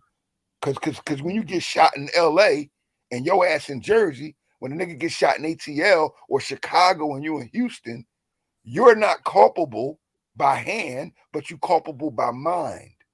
And we're creating that same shit that I watched Pac and them deal with, bro. Biggie and Pac wasn't beefing back then, but what happened was they used marketing and the government interjected and created beef. Now, I told you before, you only find old lions in the zoo. So somehow or another, you can say what you want. J. Prince been around too long in this seat of a position where he at in order to maintain where he got, bro, without dealing with them people. But I'm gonna tell you something. We also know I just played Big Mike when Big Mike was talking about how J. Prince called the cops on him. Yeah. Jay Prince got my Big Mike locked up. Let me tell you what happened. I remember exactly what happened because Big Mike told me this. We was in the club Ecstasy South, the strip club in South Houston, right? And he told me, I was like, yo, what happened, bro? He's like, yo, man, this motherfucker, the motherfucker got mad because I want to sign a contract. He rolled by and shot up my mama's house. He had some of his niggas did it.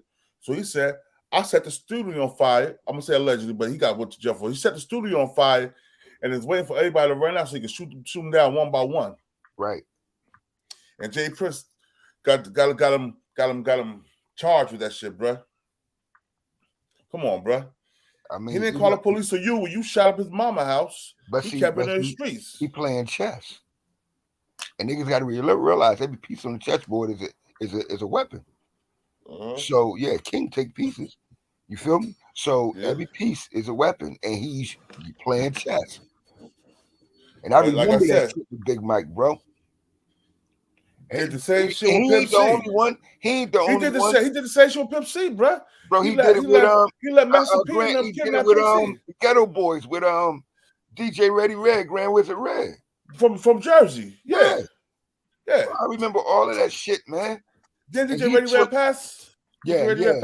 Yup. He got with Leroy Cohen and what's that nigga name, man? He did too. The Italian boy, so from Trenton, Tony D. He got with them and got out of their contractual dispute with J. Prince. Now that was back then. And they went gold, and that man had to sue them had to go get the mob to get his money from J. Prince. See, J. Prince been dealing with the industry, bro, meaning that dealing with black people like the white man deal with us. See? Instead of using our strength, our success, bro, to empower us, you use it to extract the money, shift it around, and then rob us when we don't abide or you can't lock us in forever. And that's the basic music industry bullshit. Yeah, and we got brothers doing it to our own. You feel me, bro? And when we lock in like that, shit ain't right. Yo, check this. I want y'all to see this real quick. I want y'all to see this real quick before. Now Trey Songz. What's up? Hey, boy, you know some real shit though. Takeoff got hit, right? And I told you then. I'm gonna tell you again. Just keep watching where the money go behind death. Like nobody, black people always do this shit. We watch somebody famous die, and then their fame is what you attracted to, but their fortune is what you're supposed to be following, because they wouldn't have the fame without the fortune. When you ain't got those two, you're a fool. So if they ain't coupled, they ain't married, you're a fool. So watch the money. Who gets the money? Because we don't know the legal, like I told you, the insurance, the label got an insurance policy on that artist if you under contract. But the family, from what I'm hearing now, the family is fighting over the money. Yeah, it's in your contract. Every contract I ever got from every label, from MCA to Universal, all the way to an independent label, they have a mutual life some type of it's a mutual fund. Yeah, because they say anything can happen to the scale of your success. It's right. Y'all remember what happened to KRS-One dancer? He did a dance move and fell off the stage and broke his neck. Yep. They had to do a barbecue for him because they didn't have insurance. So since then they started adding. You talking about who dance? You talking about who? KRS-One dancer. Scholar Rock. Okay. Yeah. Oh yeah. They talking about Scholar Rock. No, you talking about Scholar Rock, not Scholar Rock. The one that fell off the stage. Yeah, he talking about they had a hip hop fundraiser for him. That's when they made the song "Reminisce" because his cousins Pete Rock and CL Smooth. Yeah. That's what I'm talking about. Not the other guy, but that's what I'm talking about. He danced for Heavy D's and the Boy. He danced for Heavy D. Yep. I remember that shit. So they start adding that to the contract, and a lot of niggas then, like I put it like this. Me myself back then, I didn't look at it like this is a sacrifice clause. You know what I'm saying? I didn't look at it like I look at it like you don't see yourself dying. Right. When you run, when we used to sit at these tables, bro, and deal with these artists. Every label from Sun Records, 4th and Broadway, Def Jam to Bad Boy. Every label I worked in, bro, they would sign them contracts. And I keep telling people, not only is your life insurance policy based on the scale of your success within the industry, but it's also based on the holdings of your catalog. And that's the most important thing because black men or black artists, period, are worth more dead than they are alive. Just imagine how many record sales going to happen when the unreleased recordings of Takeoff come out. Yeah, and watch this, King. The people so what Big Mike was talking about, he was talking about the album and how they dictated the album. A lot of cats get that contract in front of them, and what they see is what they change is when the contract say 2 year with two 1 year options. You know what I'm saying? We may get them 4 years or whatever. They say, man, 4 years, that's too long. And they look and then they see 2 albums. And that's the other option. But not knowing 2 albums may take you 10 years because it ain't an album till they say it's an album. And you know, and niggas sign that shit, you know. And then when it's time to turn in songs, all those songs you turn in, every time you send a song in, that become the record label song. Yep. It's a part of the catalog. Part of the catalog, right. And then out of those songs is what they pull the album from. So you can make 100, 200, 300 songs and they only pick 10, but they own the other 290. Yeah. Because the copyright composition is up under those recordings in 10 increments. Right. So a lot of 10. And they'll file them and file them and file them. And then you will forget about that shit. You know you got them because that's why artists used to write their own music and do a poor man's copyright before submitting it to the label. Now you can just type it out and email it and then submit it to the label. But before they should do a poor man's copyright and certified mail it to yourself, and you have your songs in a file cabinet or a safe. That was your insurance. Right, that's your insurance that it was yours because the post office under certified mail has to record the exact date of submission and delivery. And because of that, you have a federal document up under United States federal institution, which is the post office. And that document is your proof. Now they getting artists to just keep submitting or sometimes perform and record in the studio without knowledge. And they keep those, man. And then when you die, they got all of this work that you never released. And that work is worth millions and millions and millions more than what you had before you lived when you were living, because the emotion of buying your record now comes into play, and people that were never your fan buys your record. It's real, bro. It's real. Man. Marketing of the industry. That's why we got to watch money. But you know, Jas Prince Jr. acts like he's so tough. He doing all that shit. Man, but check this out. I want y'all to check this out, though. Look at this. Listen to this right here. He can't be. Listen to this. Listen to this. Check out this. I heard about this too. Niggas should know the lead. Come back to the back cave. The females from Trey Songz whooped on Jas Prince Jr. Yeah. You said what? What happened? What happened, Unc? They say Trey Songz whooped on Jas Prince Jr. Shit. Oh, what he do? Yeah, you know Trey. They always say he was boxing. He always boxing behind They scenes. say the nigga Trey must have had some of Jay Prince's bitches, and the nigga Jay Prince went down to the hotel lobby and got the key to the nigga room and tried to go in his room. They say Trey Songz took off on him. You know who it was, I think, because he been running around fucking with what's that bitch name from Love and Hip Hop that Trey Songz used to be with? What's that bitch name? The female. Danny, what's her name? In the room with the bitch. Yeah, I'm trying to figure out old girl name though. The one Wait, that whose was name? talking to. The one that that Chapo Ranks looking ass bitch. Tommy, yeah, Tommy. Yeah. Trey Songz messing with her and old boy was messing with her. He just was on live in the Yeah, the nigga they tried to go in the room. Trey Songz took off on him. Yeah, Trey Tommy. I Songz ain't no guarantee it's bitch ass Tommy. nigga though, blood.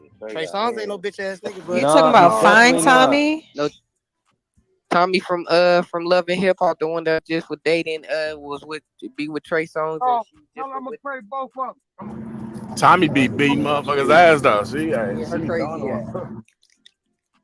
Yeah, she just was with Jay Prince, all lovely dovely, all in the race, talking, flirting, and all that shit. Say he was boxing. He always boxing behind They scenes. say the nigga Trey must have had some of Jay Prince's bitches, and the nigga Jay Prince went down to the hotel lobby and got the key to the nigga room and tried to go in his room. They say Trey Songz took off on him. You know who it was, I think, because he been running around fucking with what's that bitch name from Love? Yeah, I see this nigga Jay Prince. He doing a lot of shit. He That's so he got the bold. power to do that. He's a bold ass nigga to go in somebody's room though. That's some bold ass shit, cause you know that's your privacy or whatever. You know, no telling what Trey Songz was doing in that room. You know what I'm saying? I mean, he didn't get shot. Right. That's the real shit. You know what I'm saying? Fuck all that rah-rah shit. He lucky he didn't get shot. That's what I'm talking about. Throwing rocks at the graveyard and throwing rocks at the penitentiary, man. You can't keep playing like that, man. You know? And the thing is, like, Trey Songz or his entourage probably didn't go too far because that's Jay Prince. You know what I'm saying? Like, you know. Yeah. But yo, I see you. Yo, George making this period. Salute my brother. Peace. What's up, George? What's going on, man? Peace. No, we talking about. Go ahead. Hey, this shit funny as hell though, man, because we all OGs, man, compared to these young guys. The 30-year-old, we OGs to them. When you look at the way Wack 100 and Jay Prince Sr. and them, the way that they talking and all this kind of shit now, like this shit is foreign to me. Like I know that social media is for the young people. I got a 30-year-old son, man. I know this shit is for them, but why the fuck is these? Like I just don't understand. Like where's all this? Like all this threatening shit online and like this shit is unheard of.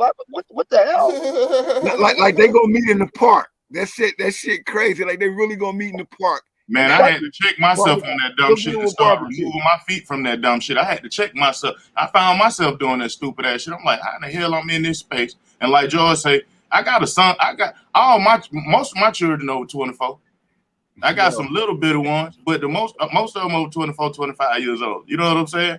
And in our era, we ain't do no talking. I'm not gonna call up King and like, yeah, nigga, I'm coming to Jersey to fuck you up, nigga. I'm just gonna come to Jersey. I ain't gonna tell you. I'm not gonna tell the world. Like, yo, we need to wait for you. Hey, G, you know what's real, G? At this age, we should have enough mental maturity to be able to resolve any conflict without interaction, without strife, without emotion. Like we should be able to do that as men. But when you not a man, when you fronting, when you playing them games like you used to play, you never stopped. See, a young dummy become an old fool. And that's what we're looking at right now. I agree, but I'm just saying, even when we was 25, right? The way we was raised in the era we come from, I'm not going to broadcast to the world what I'm going to do to you. That was snitching. You talking too much. I was just about to say that's because we called that what? Dry snitching, right? Yeah, listen, where I came from, I'm gonna keep it a buck with you. I'm gonna keep it a buck with you. I love Tupac. Tupac is like my second favorite rapper of all time. But my big homie, my OG, God rest his soul, he rested in peace. Back in the day, he used to call Tupac a rat because he was naming names on records. That's how cold the OGs was. I come from. They're like, this nigga's a rat. Why is he telling these niggas who did what? That's where I come from. You don't do no talking. You don't talk nothing. You just handle your business. There's nothing to talk about. But see, we knew Pac wasn't that guy by experience. Right. He was that guy by personality. He wasn't that guy by experience. And that's the difference with these dudes. Like you go look at Wack. I remember when he was just a car man. You feel me? So nigga, you ran and got coach. I remember. So you that guy then. Now you did well for yourself. J Prince always had a position, bro. From the first time I seen them niggas. First time I've been to Texas. He always had a position. Wait, 100, he pride himself on that too. He say, I've been rich since I was 26 years old. I've been in this business since I was 26. But like you say though, he started off on cars and coats. You know what I'm saying? But he prided himself. Let me tell you about J Prince. J Prince was always rich. He used to work at a car manufacturer. His brother had the money in the streets. That's how Rapper Lot Records started, through the money of his brother. J Prince was in the street. I'm working in the car parts place, building cars. Right. Like I said, I didn't meet him till 93. So J Prince was older than me. He was already getting money then when you met him. But that's what I'm talking about, because I remember like when he made that that audio thing with him going after Cash Money about Drake's money. He was talking about that bad news shit and all that. I'm saying to myself, I'm thinking of the OGs I came from. Like my OG would have been like, yo, who the fuck is this nigga? You don't do nothing. Like I'm just saying, like I'm 47, man. When I was growing up, you didn't talk to nobody about what you want. The only person that knows is the niggas involved. This social media shit. Now everybody know who has beef with what. If a body dropped back in the day, you ain't know who did it. Only the people in the streets knew who did it. It wasn't broadcast. I don't know, man. This shit is normalized now. Now you got grown motherfuckers over 45 doing shit that these young social media niggas is doing. Man, that's the only thing I'm trying to say. And I'm trying to tell you young people, shut the fuck up.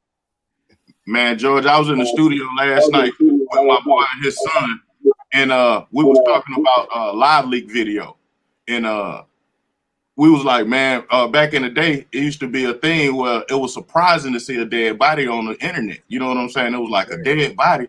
And his son said, they started laughing like, a dead body. I'm like, see, y'all think it's cool. I mean, it's not cool to y'all, but it's normal and a regular reaction to y'all. But for us, when we were y'all age, when we was in our 20s and 30s, that shit was some new shit. You know what I'm saying? To see something like that, you know, and all this blood and head blown open, that was something new. But now these folks, they run to the internet to look at it.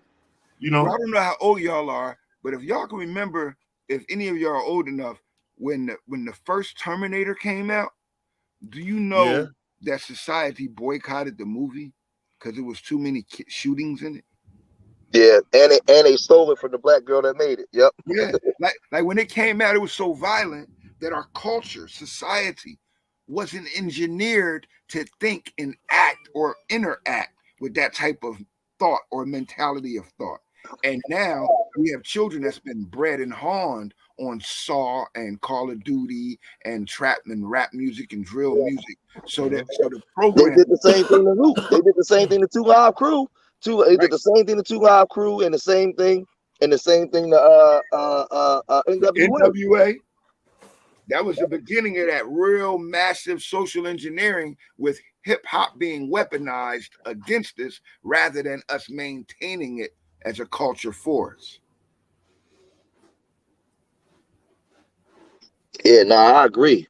But see, the thing is, we're old enough to, I had this conversation with my sons yesterday at dinner. We're old enough to remember this kind of stuff. So, you know, because, you know, a lot of times your sons, they tend to think that they're smarter than you. Yep. And I had to tell them, I said, son, listen, I gave birth to your generation. Like, I lived long enough to see different decades. So I seen your generation being born. I lived without computers, without cell phones, without all. I watched it being ushered in. So everything you doing now, I'm sitting there watching you do it because I lived a life without it. But they don't know. A lot of times they don't know what we be talking about because they never lived in the world that we lived in. Facts. And it's deep. You know, it's deep. We live in a world. We grew up in a world of people. They grew up in a world of technology. So that's the difference. We're interacting analog. They're interacting digitally, and we don't. Sometimes we miss that in our communication. But like you and I are fathers, and we raised our sons in the home, so they got a whole different presentation or perception of what's going on and what's real versus what's really interactive in our society. Because you know what's funny? A lot of times the kids, when we had these type of conversations, A lot of times when we hear us, they think the world started with them. They don't think that it was people on the planet without Ain't that true? technology. And that's how my Yeah. that's how he Yep. talks to me sometimes. I have to remind him, like, son, wait till you get 45 and you got a kid and he try to tell you something about the world, and you've been on this planet for 45 years and he 10. You gonna look at him like he got two heads. Hey G, you know what I call it? You know what I tell them? Like all kids is young. I call it I tell them I'm from the land before time. So you can't understand how my brain works. So allow me to teach you how your brain should work. And that's one, because they believe that technology, they're in the matrix. So they think outside of human is only that. And we're limited to that. When in reality, we were here before the internet, before technology, and before this social style of living that we live in. Yeah, man. Like I said, I be telling my sons all the time, man. Like, yo, y'all gotta buckle up, man. Y'all here acting like y'all part of the street shit. Well, y'all not, bro. Y'all know nothing about the streets. That's what Jay Prince should be telling his sons. He done fucked up. Something gonna happen to them, bro. Well, he always vying for respect because he know that he didn't grow up like a lot of the kids in the streets, and he trying to be a part of that. Shit, if I was Jas Prince Jr., nigga, and I could knowing what I know now, fuck the streets, nigga. I'll be trying to put out more Drakes. Fuck all that, all this hardcore shit, nigga. You grew up privileged. Ain't nothing wrong with that. That's the problem with a lot of these young guys. Graduate college, everywhere, everything. Yeah, bro. like nigga, you grew up nigga. I wish I had a dad that had money like like Jas Prince Sr. Fuck this hood shit. But that's what you got the kids from the hood that want his life, but he want the hood life. Hey G, I got a question. What's a hyena with a master's degree? I don't know. He's just as smart a hyena. It don't change the nature of him. He'll never be a lion. See, a lion with a master's degree creates a stronger pride and maintains it. A hyena with a master's degree still do the savage, dumb, disrespectful shit. Even though he has prestige, he hasn't changed in his nature of thinking. He's just a hyena with a degree, a nigga with privilege. There you go. Say that shit again. Yeah. So you can master savagery, bro, when you're in a savage environment. But when you're forced to be civilized, that's where we falling short. So I understand why Jas Prince Jr. think like that, because I'm listening to Jas Prince argue with Whack 100 in 2022. When y'all should have had that argument in 1995, nigga.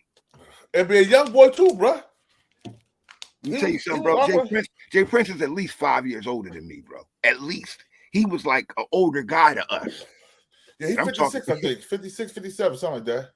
Nah, he older than that, because I just turned 53 November 10th. You know what's funny though? He gotta be like 58 at least. I'll say this before I jump off, right? I'll say this when I'm walking out here in the cold. I'll say this to them on my job. Now, check this out, right? I do financially well for myself, right? You know, with this real estate and all this kind of stuff. Sorry, George. I gotta go. Peace, y'all. Appreciate you for having me up. I got DJ Black Chop, salute, peace, bro. Appreciate y'all, man. And see, Jas Prince 60, Jas Prince 60. And see, and see, you know what? I dropped this on y'all and then jump off. I got a 31, well, he's 31 now, 31-year-old, a 29-year-old, 25, and then a 15, right? And when my first two children was born, I was poor. Like, you know, I wasn't poor, but I was in the street. So they grew up, they didn't grow up privileged until I started getting big money in the streets. And they had everything they want, but then I went away.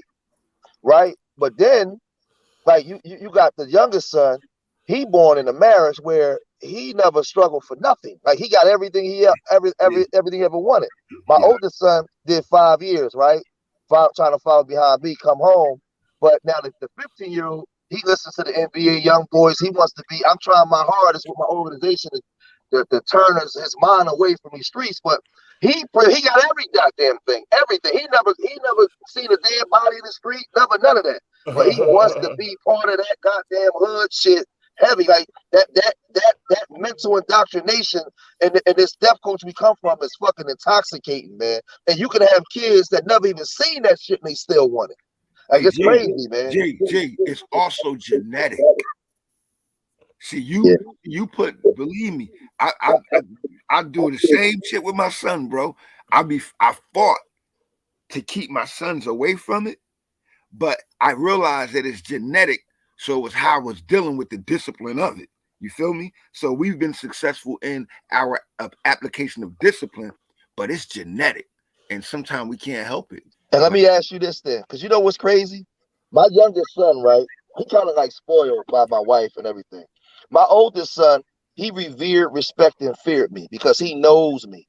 My youngest son only know dad, like the calm down dad, not in the street dad, the businessman. He don't know hood dad, so he don't respect some of the shit that I try to say. He fear his big brother, where my oldest son feared me.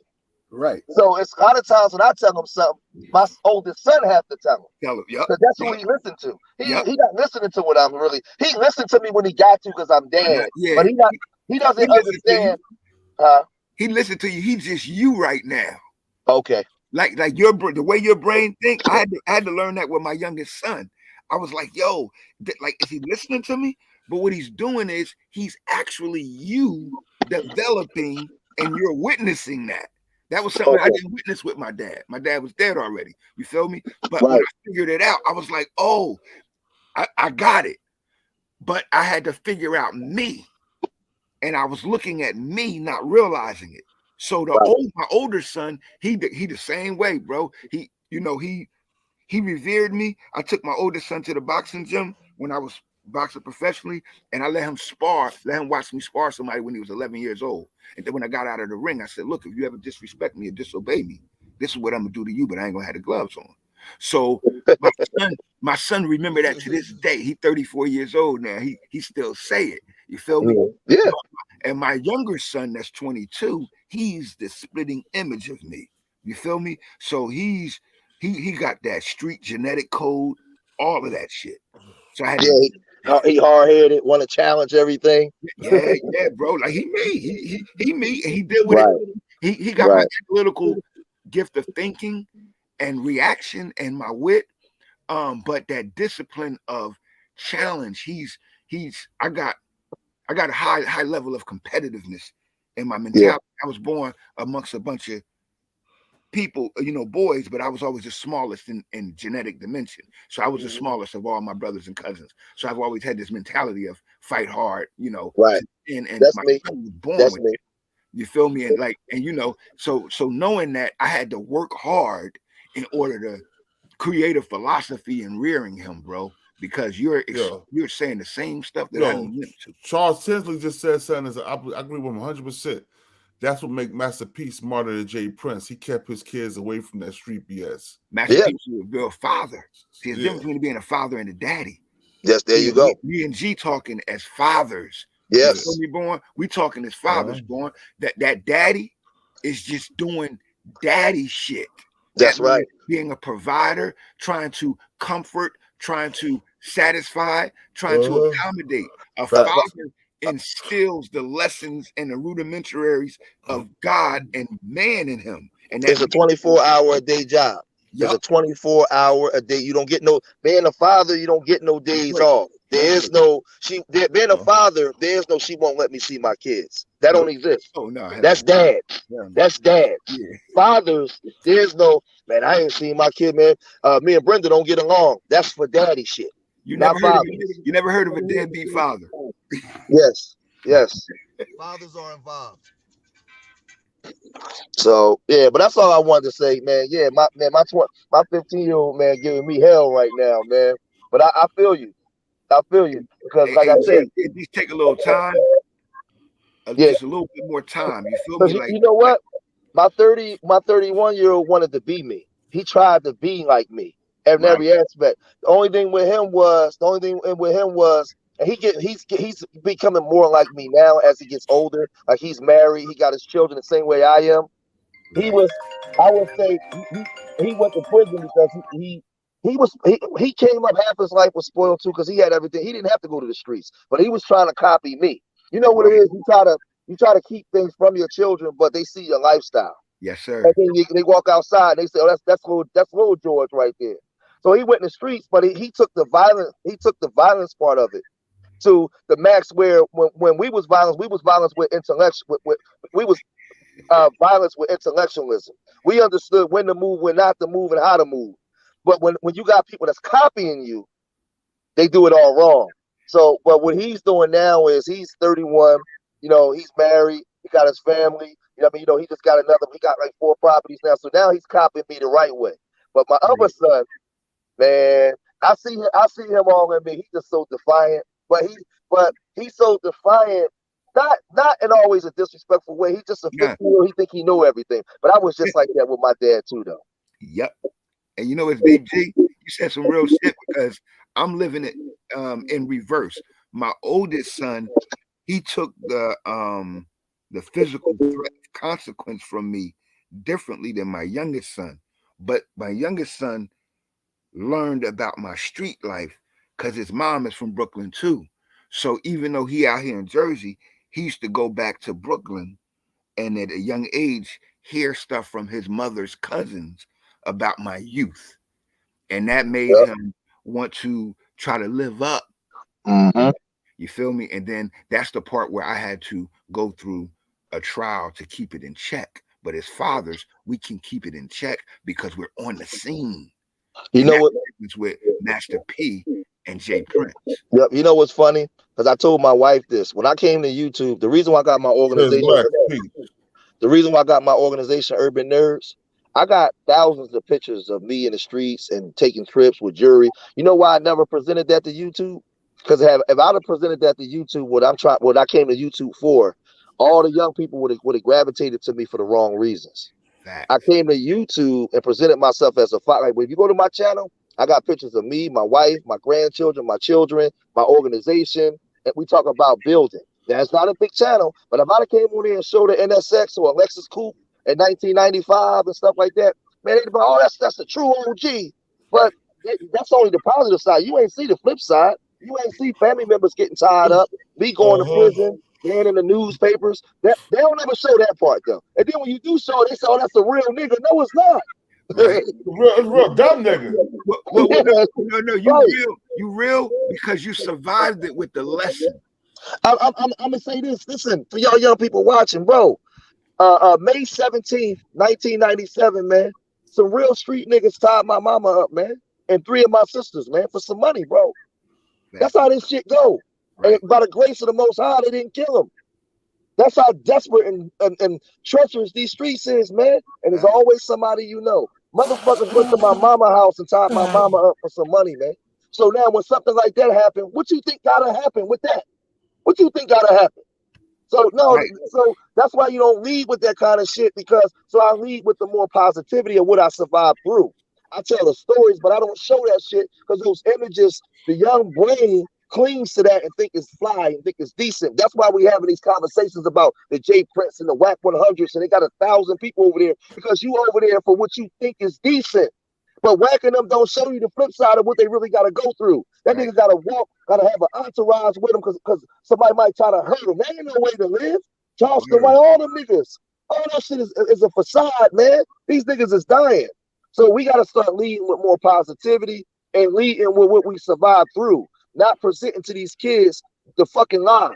Because I'm going to tell you, the flip side of that was all that money I was getting, all them bitches, all them cars. When them niggas ran in my mama crib, and when I got there and the police was there and I saw my mama face, come on, bro. Man, you can't live that shit down, bro.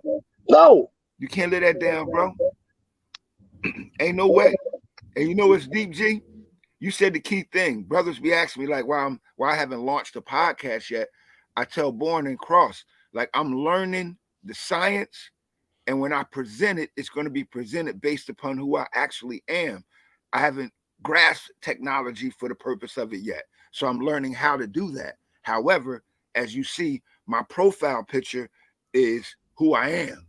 I don't dress like that just for, an event. That's every time I leave my home going to anything that I do, whether it's work or recreation, I'm similarly dressed in that fashion.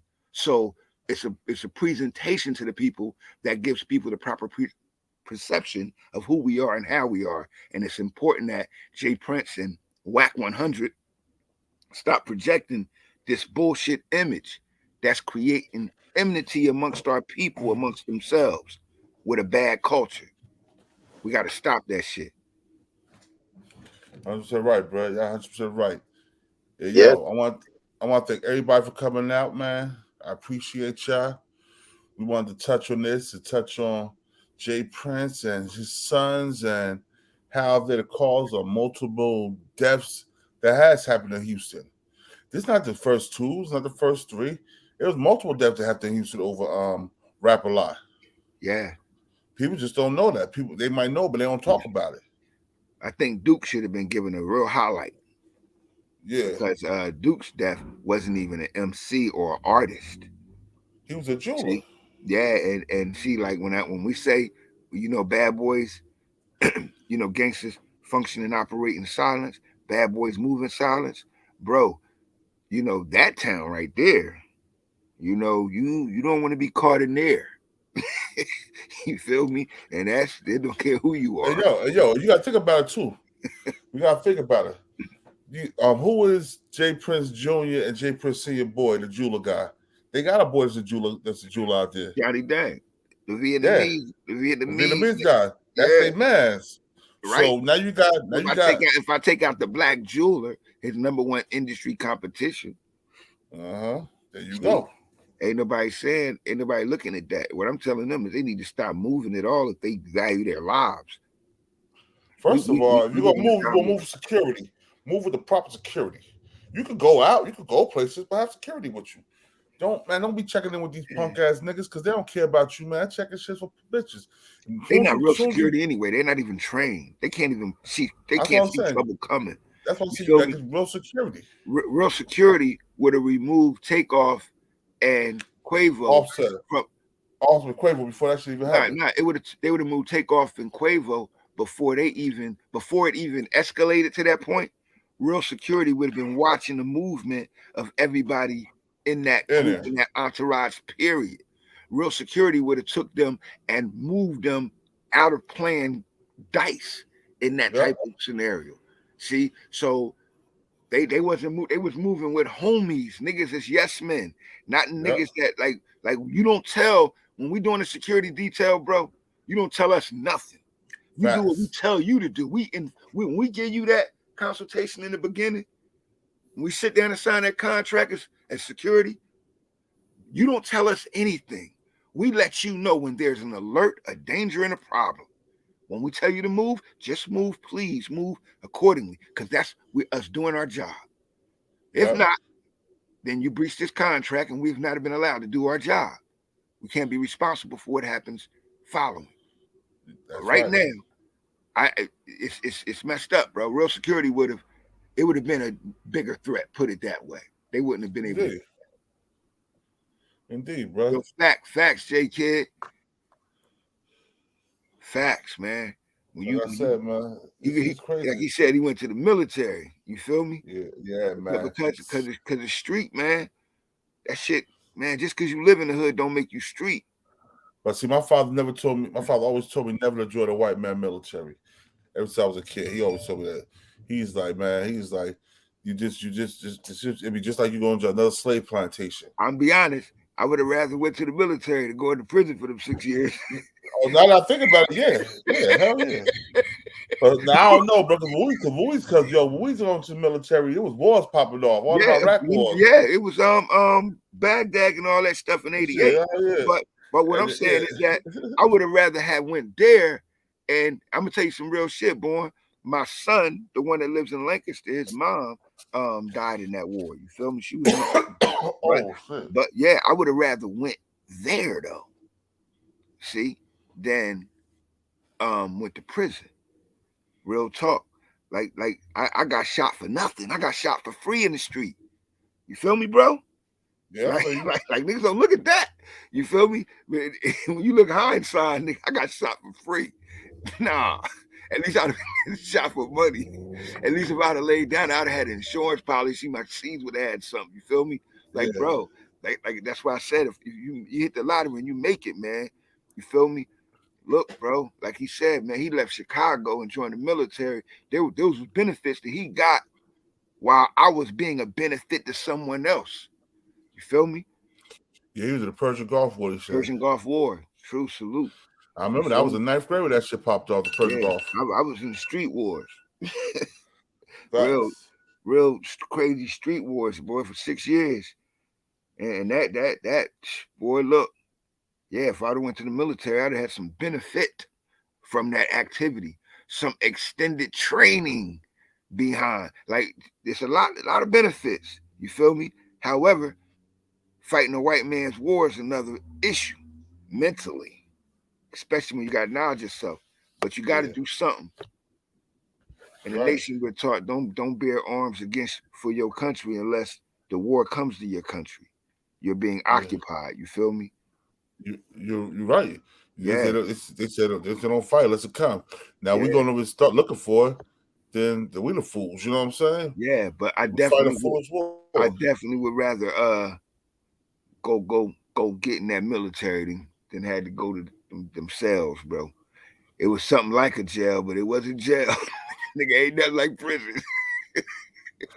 Yo, we're about to end this. We're about to end this with my boy Chris time real quick, bro. You already know, my brother. Peace and blessings to the gods and earth. Go ahead, say this. Be 100% unapologetically black. What up, y'all? You know who it is. Your boy JD Kiss, you know what I mean? Right now with Chris John. Shout out to Camden, New Jersey, all my niggas out there. Let's get right into it. God born, peace to the God cross. Yeah. Peace. Btbtv. Chris John, man. Yo, born, let's get him, man. Yeah, never off plan. Used to get busy with them guns in my hand. 4 or 5 or a black 9 with a grand in my pocket and beef cool as a fan. Btbtv, we are not playing. Y'all just talk, we back it up and down. Sideways, F what y'all saying. We Kyrie and Kanye. This a boss talk, so you clowns should just fly away. Yeah. Hop on the bridge, throw your frame off the highway. This not a game, this is business, this my way. Real talk, your opinion is nothing to us. We gon' stay on chill, long as y'all don't violate. But it's not fair. We could be cool or your worst nightmare. We the best, I swear. And you could be my friend or enemy, I don't care. And you better be aware. Cause we coming for the whole pie and we don't share. No, it just ain't fair. But we the best, I swear. We the best, I stay up in the mix. A project politics, my mood kinda sick. Name well known from the hood to the sticks. 100 on the highway, flying so fast, burn the gears when I shift. Some people kick dirt on your name, what shoes you gave them. Broke your back for them and they got the nerve to play you. Kick rap's door off, pushed and shoved my way through. Bum rush the kitchen, put my floor up on the menu. The jealousy be hitting up in jokes. That's why I stay serious like David Banner turned in the Hulk in pure form like the Pope. Haters get infrared beams with the scope, so run and get ghosts. We fight good, boxed in like Floyd on the ropes. I'm the great black hope. Man, we the team and they know it coast to coast and it just ain't fair. We could be cool or your worst nightmare. We the best, I swear. And you could be my friend or enemy, I don't care. And you better be aware. Cause we coming for the whole pie and we don't share. No, it just ain't fair. We the best. If you with us, put your lighters in the air. No, it just ain't fair. Btbtv. Just ain't fair, man. Yeah.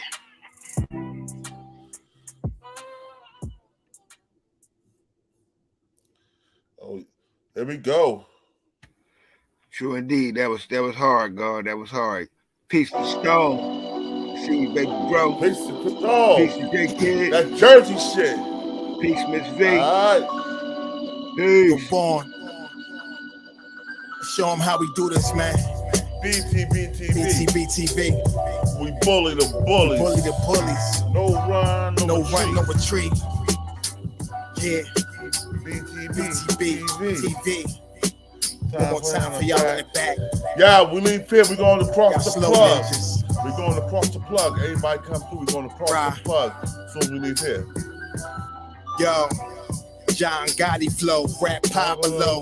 Escobar status, rap game Corleone. I can show you how you lay back and watch your pockets grow. Stay away from devious women, end up like Papa Smoke. Y'all wake up every day twitching like yo, I gotta post. I wake up every day mission. It's $1,000,000 notes, dominoes, bodies drop, rot stick like hollow toast. Broadway, but if you know, then you know. I came for everything they said I couldn't have. Got that and then some, and then some. My wins on overload, say y'all overdose. Your rappers in the tight squeeze and that clutch like Cobra rope. The okie-doke, we don't go for that. All she wrote, another tale from the street. That for float. The projects like a ghost trying to haunt your soul. Another tale from the street. Homicide the folks who want to play till them guns scream adios. Another tale from the street, Black Mafia. So Don Corleone mixed with Al Capone. Another tale from the street, like an opera show. These kids be acting to their life movie, curtain closed. Nowadays, your foes will plot you wearing Malcolm X hat, 666, the devil on his shoulder, won the death match. Reminiscing when more street ninjas was off the hook, chasing D's above the block, torn and running, get the force, blood on pavement. He's 12 years old and he tough to play with. He don't go to playgrounds, that's his fiends who want their vein stick. We can't miss. Jonathan Kid, make sure you hit my DM, man. Instagram, leave me information, bro. Don't play with us. Another tale from the street, death and harbor flow. Projects like a ghost trying to haunt your soul. Another tale from the street, homicide the foe. Who won the place and them guns scream adios. Another tale from the street, Black Mafia. So Don Corleone mixed with Al Capone. Another tale from the street, like an opera show. These kids be acting till they like movie, curtain closed. Yeah, Btbtv. It's the movement, man. You're born. You're born, let's get them. Let's get them. Peace to the 5% nation, the guys and nerfs. Assalamu alaikum, alhamdulillah, rahman to Allah, to all the true Muslim brothers and sisters. This is your honorable host, the King of New Jersey's Btbtv. We bully the bullies. Y'all already know what it is. We ain't no Bloods or no Crips. We doing our own thing. Btbtv that started his own gang. Like, nigga, what? We out here.